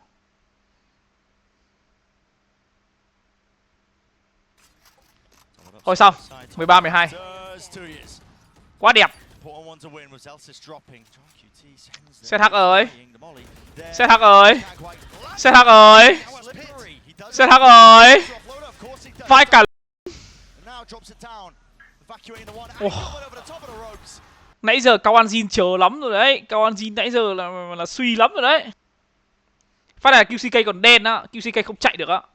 QCK mà chạy được là đẹp lắm rồi. Đánh nhanh rồi. Lao biết chìa khóa chiến thắng là đánh nhanh rồi. Đánh nhanh vãi mà. Chiếm hết, bắn nhau hết. Rồi, QCK vào hen rồi. Bây giờ Lao nó biết là Sentinels thích retake rồi, thế là nó đẩy chiếm sâu hơn. Bảo á, sao thắng rồi. Đặt đi em ơi, đặt đồ ăn đi em ơi. Các Lao con đâu rồi ạ. Đáng lẽ là thắng nhanh hơn rồi đấy, nhưng mà cứ làm nhau khó thôi. Cứ làm khó nhau thôi. Cứ phải để chấp đội, cứ phải thả cho đội bạn lên 12 chiếc xong mình comeback nó mới vui cơ.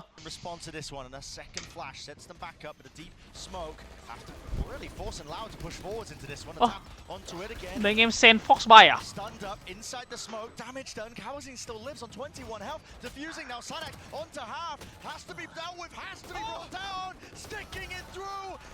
Phải lùn ra hỗn loạn đấy. Sadak's on the defuse, he got headshot by a stinger and he just tanked it. Yeah, did not care. He just shrugged it off. Look at this, you see the stars sprinkling up around his head. He's got full confidence in the rest of the team. It is so difficult. Đặt bom lỗi. Bên Sen đặt bom, bên Sentinel đặt bom lỗi. From the cam, fast as the call here for Sentinels, looking for a couple of kills, but out wide a little bit too much. Celsius, QCK. Trò này Foxby không có lợi bạn ơi. Trò này bây giờ nhất là khi nó có khẩu outlaw ấy, nên là Foxby bây giờ nó càng lỏ à. Ngày xưa ấy, không có outlaw ấy, Foxby còn đỡ. Người ta còn Foxby còn nhiều, nhưng mà bây giờ có outlaw người ta ít khi Foxby lắm. Dự đoán Sentinel thắng hình như là nó đang dần dần đi chệch khỏi quỹ đạo hay sao ấy nhỉ? Leaning on his history as a duelist player there, Tuiz, and he's absolutely finessed that. Does he anticipate Tens being up top though, inside the one way? Maybe a punish in sight here. 2 players left. Will the smoke fade in time? This is bizarre. It is bizarre. It's a flash. Repeat now. Out wide. What is that? Karazin. He was leaping across. Tenzen một mình thắng round luôn. Em lâu không xem Valor á. Fnatic đâu á? Fnatic đang ở nhà đếm cúp em ơi. Nhiều cúp quá, chưa có chỗ, chưa làm chỗ mới để đựng. Người ta Fnatic không đi em ơi.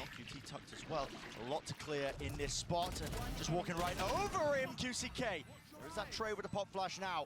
In and out and through, but still with a util in his hands. Caught lacking and slacking. Can't swing into that one. It was anticipated for him. Paranoia in front of it. Sadak, he had to be the playmaker there, and he was not.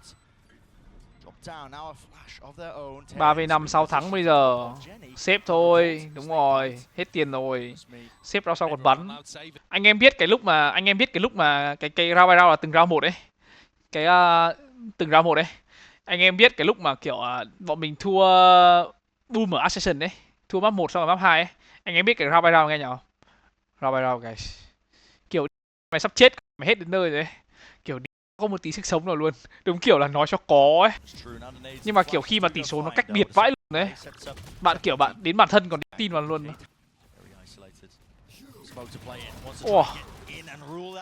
Rồi xong. 3 đều. John QT móc này thôi bỏ đi. Bỏ đi. 3 đều. Get a move on, but it's up to the rest of his team, I think, to dissuade and push them back. Yeah, Paranoia's there, and he does catch it. QCK just alive no longer. Deep cam round the back, Louder left really scrambling, looking for options, and they've decided to take the fight. Force him away. CONG ơi, CONG à.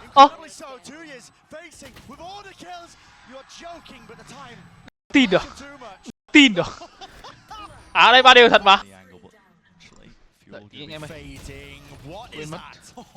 Just pre-aiming, anticipating it for seconds, so will be spotted into this one and done spot, and QCK through the wall, favored for it. That's the wallbang angle on top of it now. It's an interesting fight to be taken. John QT turns it into a 2 versus 2. Two tagged up by the knife, but just a tap onto the head. Spots it now, Zelsis. So much more in this. Sao mà thắng được round này bây giờ? Feeling frantic in nature. Does he have it? I don't know. I don't know. Còn gỡ kịp luôn cơ. It's so close. Oh my goodness. Rồi xong. Từ giờ là Zelsis hết chơi game luôn. Zelsis 2 mạng 26 anh em nhớ nhá. Zelsis hết chơi game luôn. Không hiểu sao nó cứ phải như thế cơ. Không hiểu sao mà Zelsis có thể thua được round đấy cơ. Thế không hiểu. Ôi rồi ôi.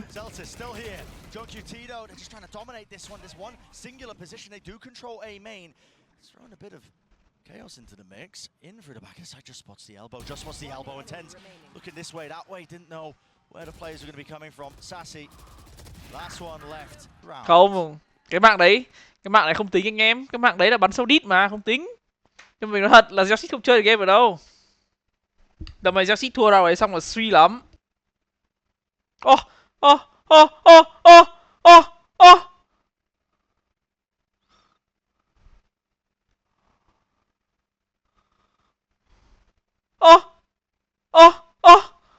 Cái con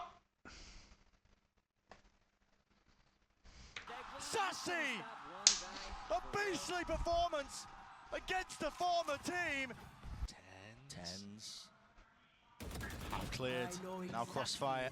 ti luôn à? Vãi Theft. Everybody scattered to the winds. I'd realize it. Okay. Bay vào ăn cái sóc đặt. Back away now. Just try and flood back into this. Do some economic damage. Ok, chắc chắn tỷ số round này là 5-4 cho Sentinels đúng không? Không thể nào mà Sentinels thua round này đúng không? Không thể đúng không? Hello, GCK. No turn on the fire. He's still alive here. I think there's too much danger. It shouldn't be dangerous, but when the loud players hit shots, just never know. Tap. QCK. Vãi cả. Ôi vãi cả. Taken, stricken off the list. Thrash has to be used. He popped the ult. He popped the ult, man. He got caught by it though. He's trying to time it. Yeah, detained up into the corner here. Oh, okay. Man is looking more likely. Finally fades away and he's back into it. Okay. Here it is. The follow up. All the rifles online. He doesn't have the time. Oh my god. It's an effort. It's unbelievable. Ôi vãi cả. Ôi cái gì ấy? 3v5 bùm phát thành 0v0. Ảo thật đấy. Đợi tí đồ ăn anh chưa, nó chưa chín em ơi. Anh chưa im lặng được. Cho nói thì kỳ vào lời nhưng mà thầy cứ nói thế này cũng không ổn tí nào. Thôi để tôi nói nốt một lần thôi. Để mà nói một cách công tâm thì round này trông là nó hơi có lợi cho Sentinels. Thế thôi, tôi nói đúng câu thôi.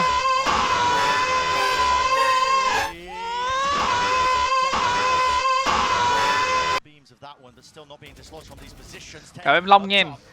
Chồng đây không có người Mỹ lắm em ạ, ở đây chỉ có người Úc thôi. Người Úc thì nhiều ấy.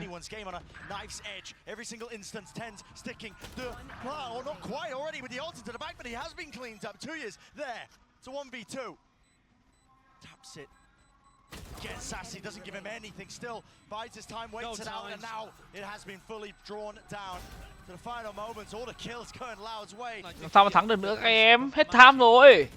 Anh bảo là game này round này có lợi cho Sentinels thật mà. Hơi phát đấy less hơi vội. Bình thường ném độc xong phải kê tầm 1 giây. Nhưng mà less hơi vội. Nói ngược làm sao được? Mình phân tích theo mình chỉ nói theo tình huống thôi mà, chứ mình đâu có kiểu nói cho có hay là nói cho vui hay là bốc phét đâu. 5v3 đặt bom, có súng to, bên kia eco đấy chắc chắn là phải có lợi. Thế nào đấy là không thể thua được đúng không? Hay như round vừa rồi là đúng là có lợi cho Sentinels thật mà.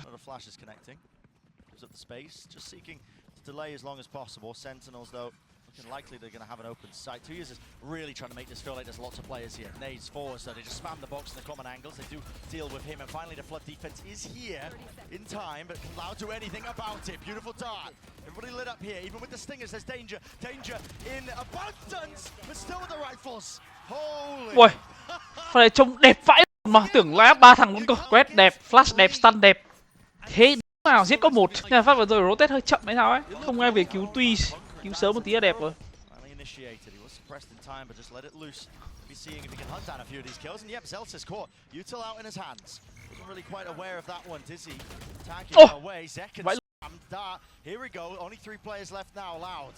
Fast on the approach, aftershock there, but a quick TP into the corner, paranoid order util layered on top of each other, and they just cannot do anything. Scintillating, sizzling away, sprayed. Lao thằng donate 500, đây rồi.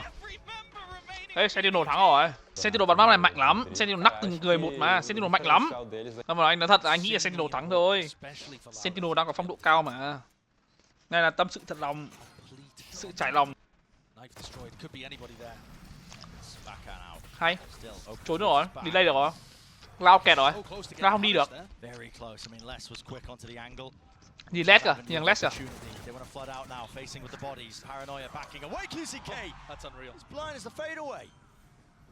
Damage has been done definitely to Zelsis here. Single shot will do it. Touch close. There it is, straight to the chest, brings him down. John. Chạy qua smoke bắn nhau thắng. Chạy qua smoke bắn nhau, bắn chết cả địch luôn. Xong bị mù cũng bắn vào mặt địch. Ôi, chúng mày chơi cái game này ấy, chứ khi nào mà địch bị mù hay là địch bị stun ấy, là địch bắn mình dính hơn á. Good post plan position as well. Just for Spike to be dropped down, laid down, snake bite. It looks like Sen are gonna send utility here, rather than trying to save it. They can take an early fight, and you're right. I mean, could get costly. Normally you want to be saving these pieces of utility. Thật là vô nghĩa. Thinking, feeling like it could be winnable, but not with the gun disadvantage. Bạn nhìn nó bắn 20/10 kia, bạn còn hỏi mình đánh giá. Watch party xong là mọi người sung sướng đi ngủ các thứ. Mình có sướng như thế đâu. Sau một ngày làm việc vất vả thì mình phải dọn nhà nữa. Mọi người cho mình nói tí đi. Không tí nữa off stream xong mình dọn nhà mình có nói chuyện được với ai đâu. Mai còn phải dậy trông sửa máy nữa.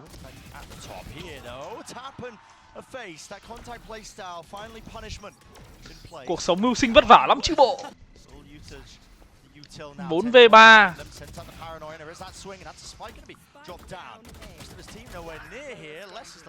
Thầy khấn em con sen trừ 2,5, em gửi thầy cốc nước mai uống ạ. Thôi em ơi, anh chịu rồi. Anh có miếng bò steak ở bên trái rồi. Dậy được chó biết gặm bát đến giờ cơm là giỏi đấy. Chó nhà mình đây, nó lại vừa ra đái vào bãi ở giữa nhà luôn đấy. Chó nhà tôi đấy, vừa ngồi trong lại đi dọn.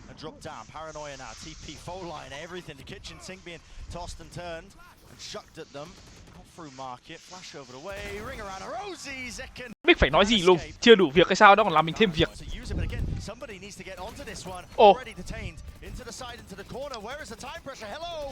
Finally, wingman down and the rifle's there. Has to be bodyguard duty. Spraying them all down. Ôi. He's been stopped in his tracks. Half tapped, sassy. No more to run. Wow. No more to work. Hai team này post lane xong toàn thắng như thua ạ. Nó đá một bãi to vãi luôn khắp nhà luôn mà chịu. Nhưng mà vẫn là Sentinel thắng nhá. Các em đừng lo, tôi không ngồi xem anh em mà tôi vẫn nghe từng câu một á. Vẫn cổ vũ Sentinel nhiệt tình lắm, yên tâm. Away back to the corner actually. Not away. Even deeper angle. He wants to try and take the fight to them. Flash. Force to set it up. That's Zelsis. Ồ, 5v2 dễ luôn. Game là dễ. I love it. I think this map is set up so nicely for B flood defending. Alone làm phép gì đâu, nhưng mà Sen nó đang bắn kinh thật mà. You could see them pulling away. Right here. See you on the other side. Loud would love a 3. Giờ cổ vũ không được nữa hả? Đội tuyển tôi yêu màu đỏ mà.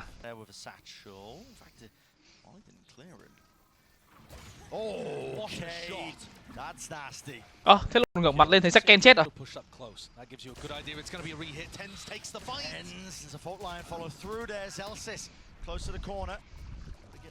Bốn v 4. Chưa thấy pha nào retake dễ hơn nhảy luôn. Feigns and fakes on top of each other. There's only 25 seconds left. What do you go for here? I mean, a pause into the play.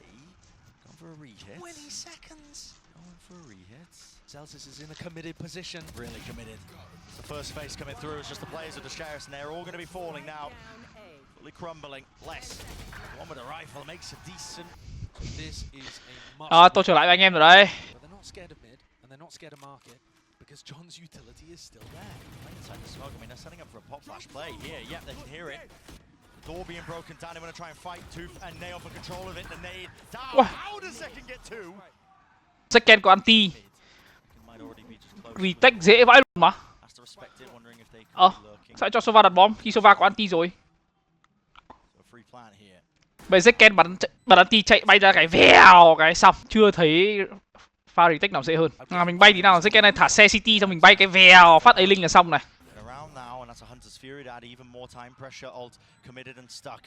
Ui trời ơi.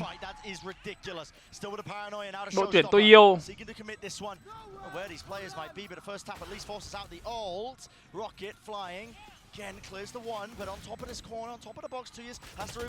Dễ chưa ạ? Dễ chưa ạ? Dễ chưa ạ? Dễ chưa? Dễ chưa? Dễ chưa?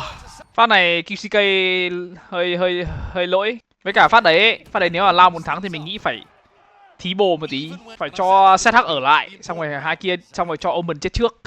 Anh này hết mana thì phải, mình làm gì có skill gì đâu mà mana. Ôi, biết hai thằng rồi.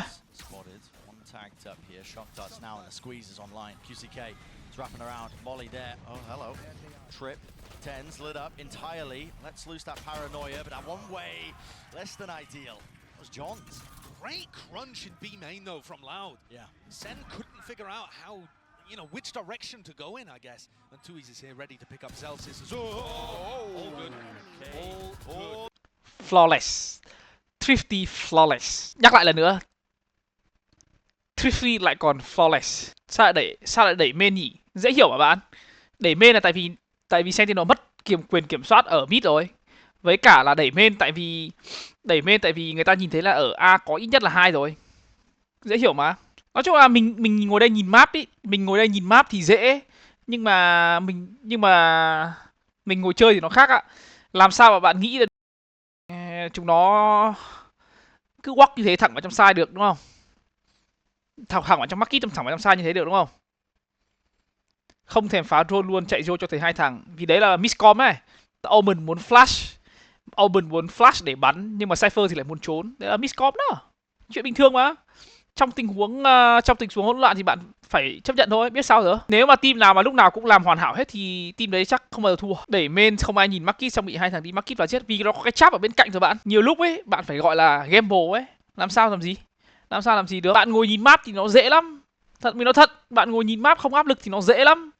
Nhưng bạn phải chơi thì bạn mới hiểu được. Phát đấy chỉ đơn giản ấy là Omen của ai? Omen của Tens muốn flash ra bắn nhau. Chỉ đơn giản vậy thôi. Vì mình nghĩ là Tens nó cũng hiểu là trong tình huống nó đang bị kẹt rồi. Vì Sova đi mình drone thế chắc chắn là nó nghe thấy một tiếng chân. Nói mình cũng đoán là Tens nó biết là nó kẹt rồi, nên nó chỉ muốn clear một đường vậy thôi. Đơn giản mà. Pha đó ví dụ nếu hai bên đẩy ra bắn Sova thì có sao không anh? Có.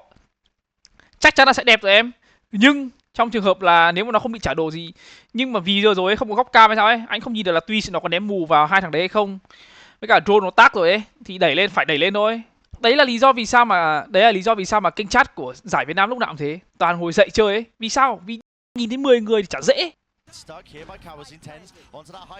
Bắn hay cả trận không sao, nhưng mà lỗi một pha thì người ta bảo là bán độ, người ta bảo là throw, người ta bảo là đần, người ta bảo là ngu. Thế mới hay.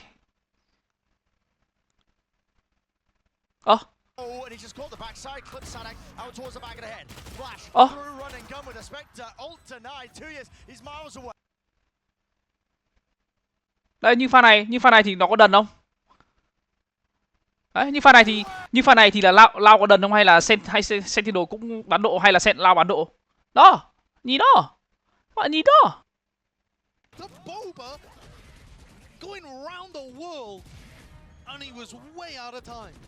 Pha đấy ZH hơi hèn.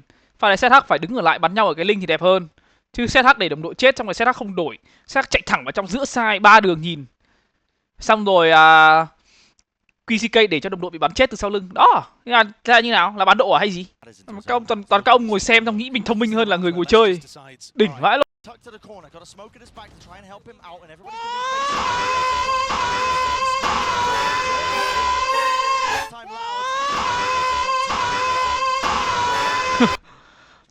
Chưa dậy được em. 10 12. Bao giờ phải Sen thắng đã rồi mình hãng dậy một thể.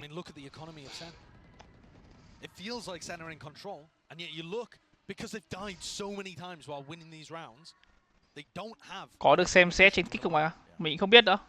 Thế bảo là vào trong game là xem thoải mái mà, xem ở đâu mà chẳng được. Chắc chắn là lên 11 rồi. Chắc chắn là Lao lên 11 rồi, tại vì Sentinel hết tiền rồi. Chắc chắn là Lao lên 11. Nhưng 11, 13 hay 12 đều thì không biết. Chắc chắn là 13, 11 hoặc là chắc chắn là 11. Chắc chắn là sẽ có round 11 cho Lao. Anh hiểu phải thua bằng cách nào trong cái round này luôn ý. Chắc anh nhắm một mắt là anh bắn ra ngoài chắc anh cũng thắng. Chứ không cần đến phải là less hay là set hack hay gì. Okay, drive by, going wide. One player falls. The tap now forces out the snake bites. Have to be utilized here. Kamazin still has the ult. Surely there's no danger. Surely he tends. Doesn't just TP, but he does straight into them, into their faces, tapping and spraying all the way through. Rifle. Okay. Save the day.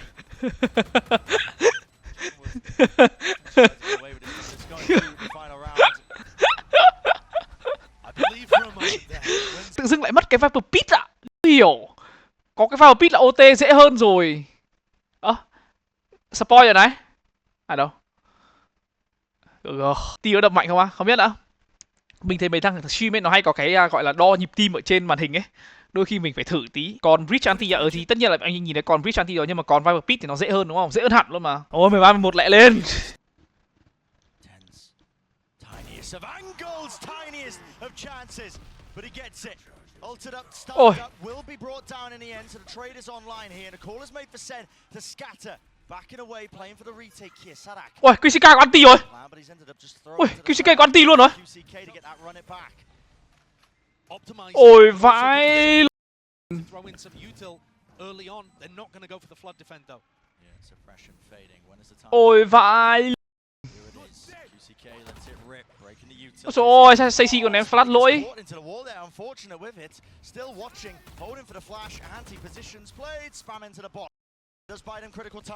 Biên hết rồi, biên hết rồi. Ôi trời ơi, biên hết rồi. Bản này được biên hết rồi.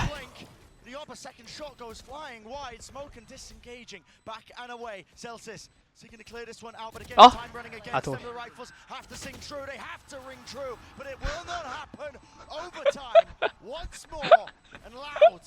Thôi thắng lúc nào mà chả là thắng, 14-12 là thắng mà. Cố lên các sen con ơi, đừng mất hy vọng. Thắng 14-12 cũng là thắng mà. Không sao cả. Rồi sen đã phong độ cao mà. Thắng thua 14-12 thế là sen cay.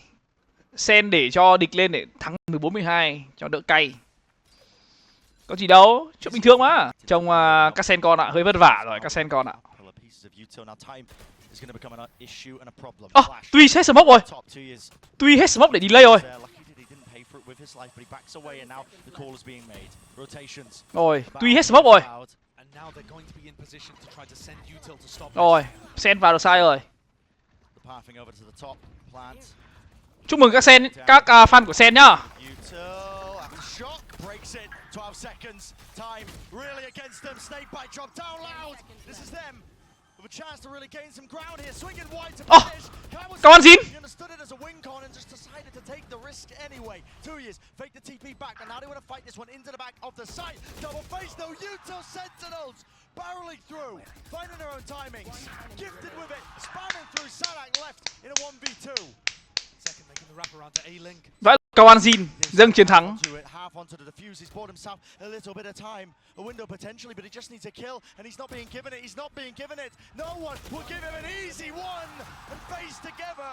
Cao An Jin hỏi chấm. Xong rồi Les sẽ đứng chỗ hở để tháo trích. What the fuck? Có deny vào rời, thà giữ lại mạng 5v5 retake còn sướng hơn. Làm sao mà có chuyện bạn nó cho bạn chạy vào mà giết thằng cỡ đặt bom được.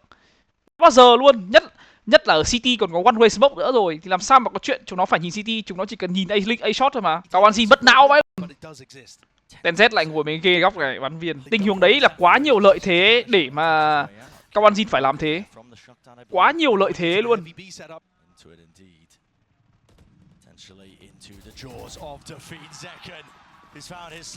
GG. GG. Không có Sova phá chắc, phải lấy Aftershock ta phá. Khổ chưa? GG.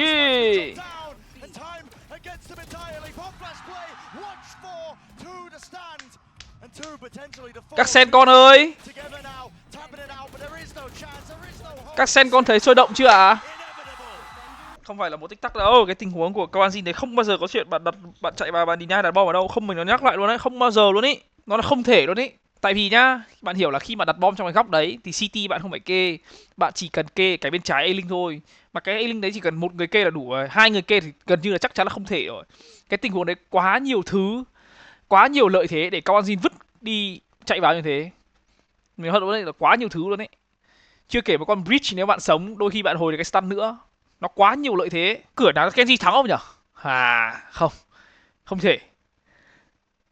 Không thể. Bay break vào đây này. Mình trông giống về ngày mai biết nữa. Mặc dù là lao con nhưng mà trông mấy cái thằng tay to này đến đường cùng nó hay hóa rồ lắm. Biết nữa. Không, mình nghĩ ngày mai mình sẽ đưa ra hai dự đoán chính xác ấy. Ngày mai mình chọn hai đội NA. Mai mình chọn Sentinel và mình chọn Lao.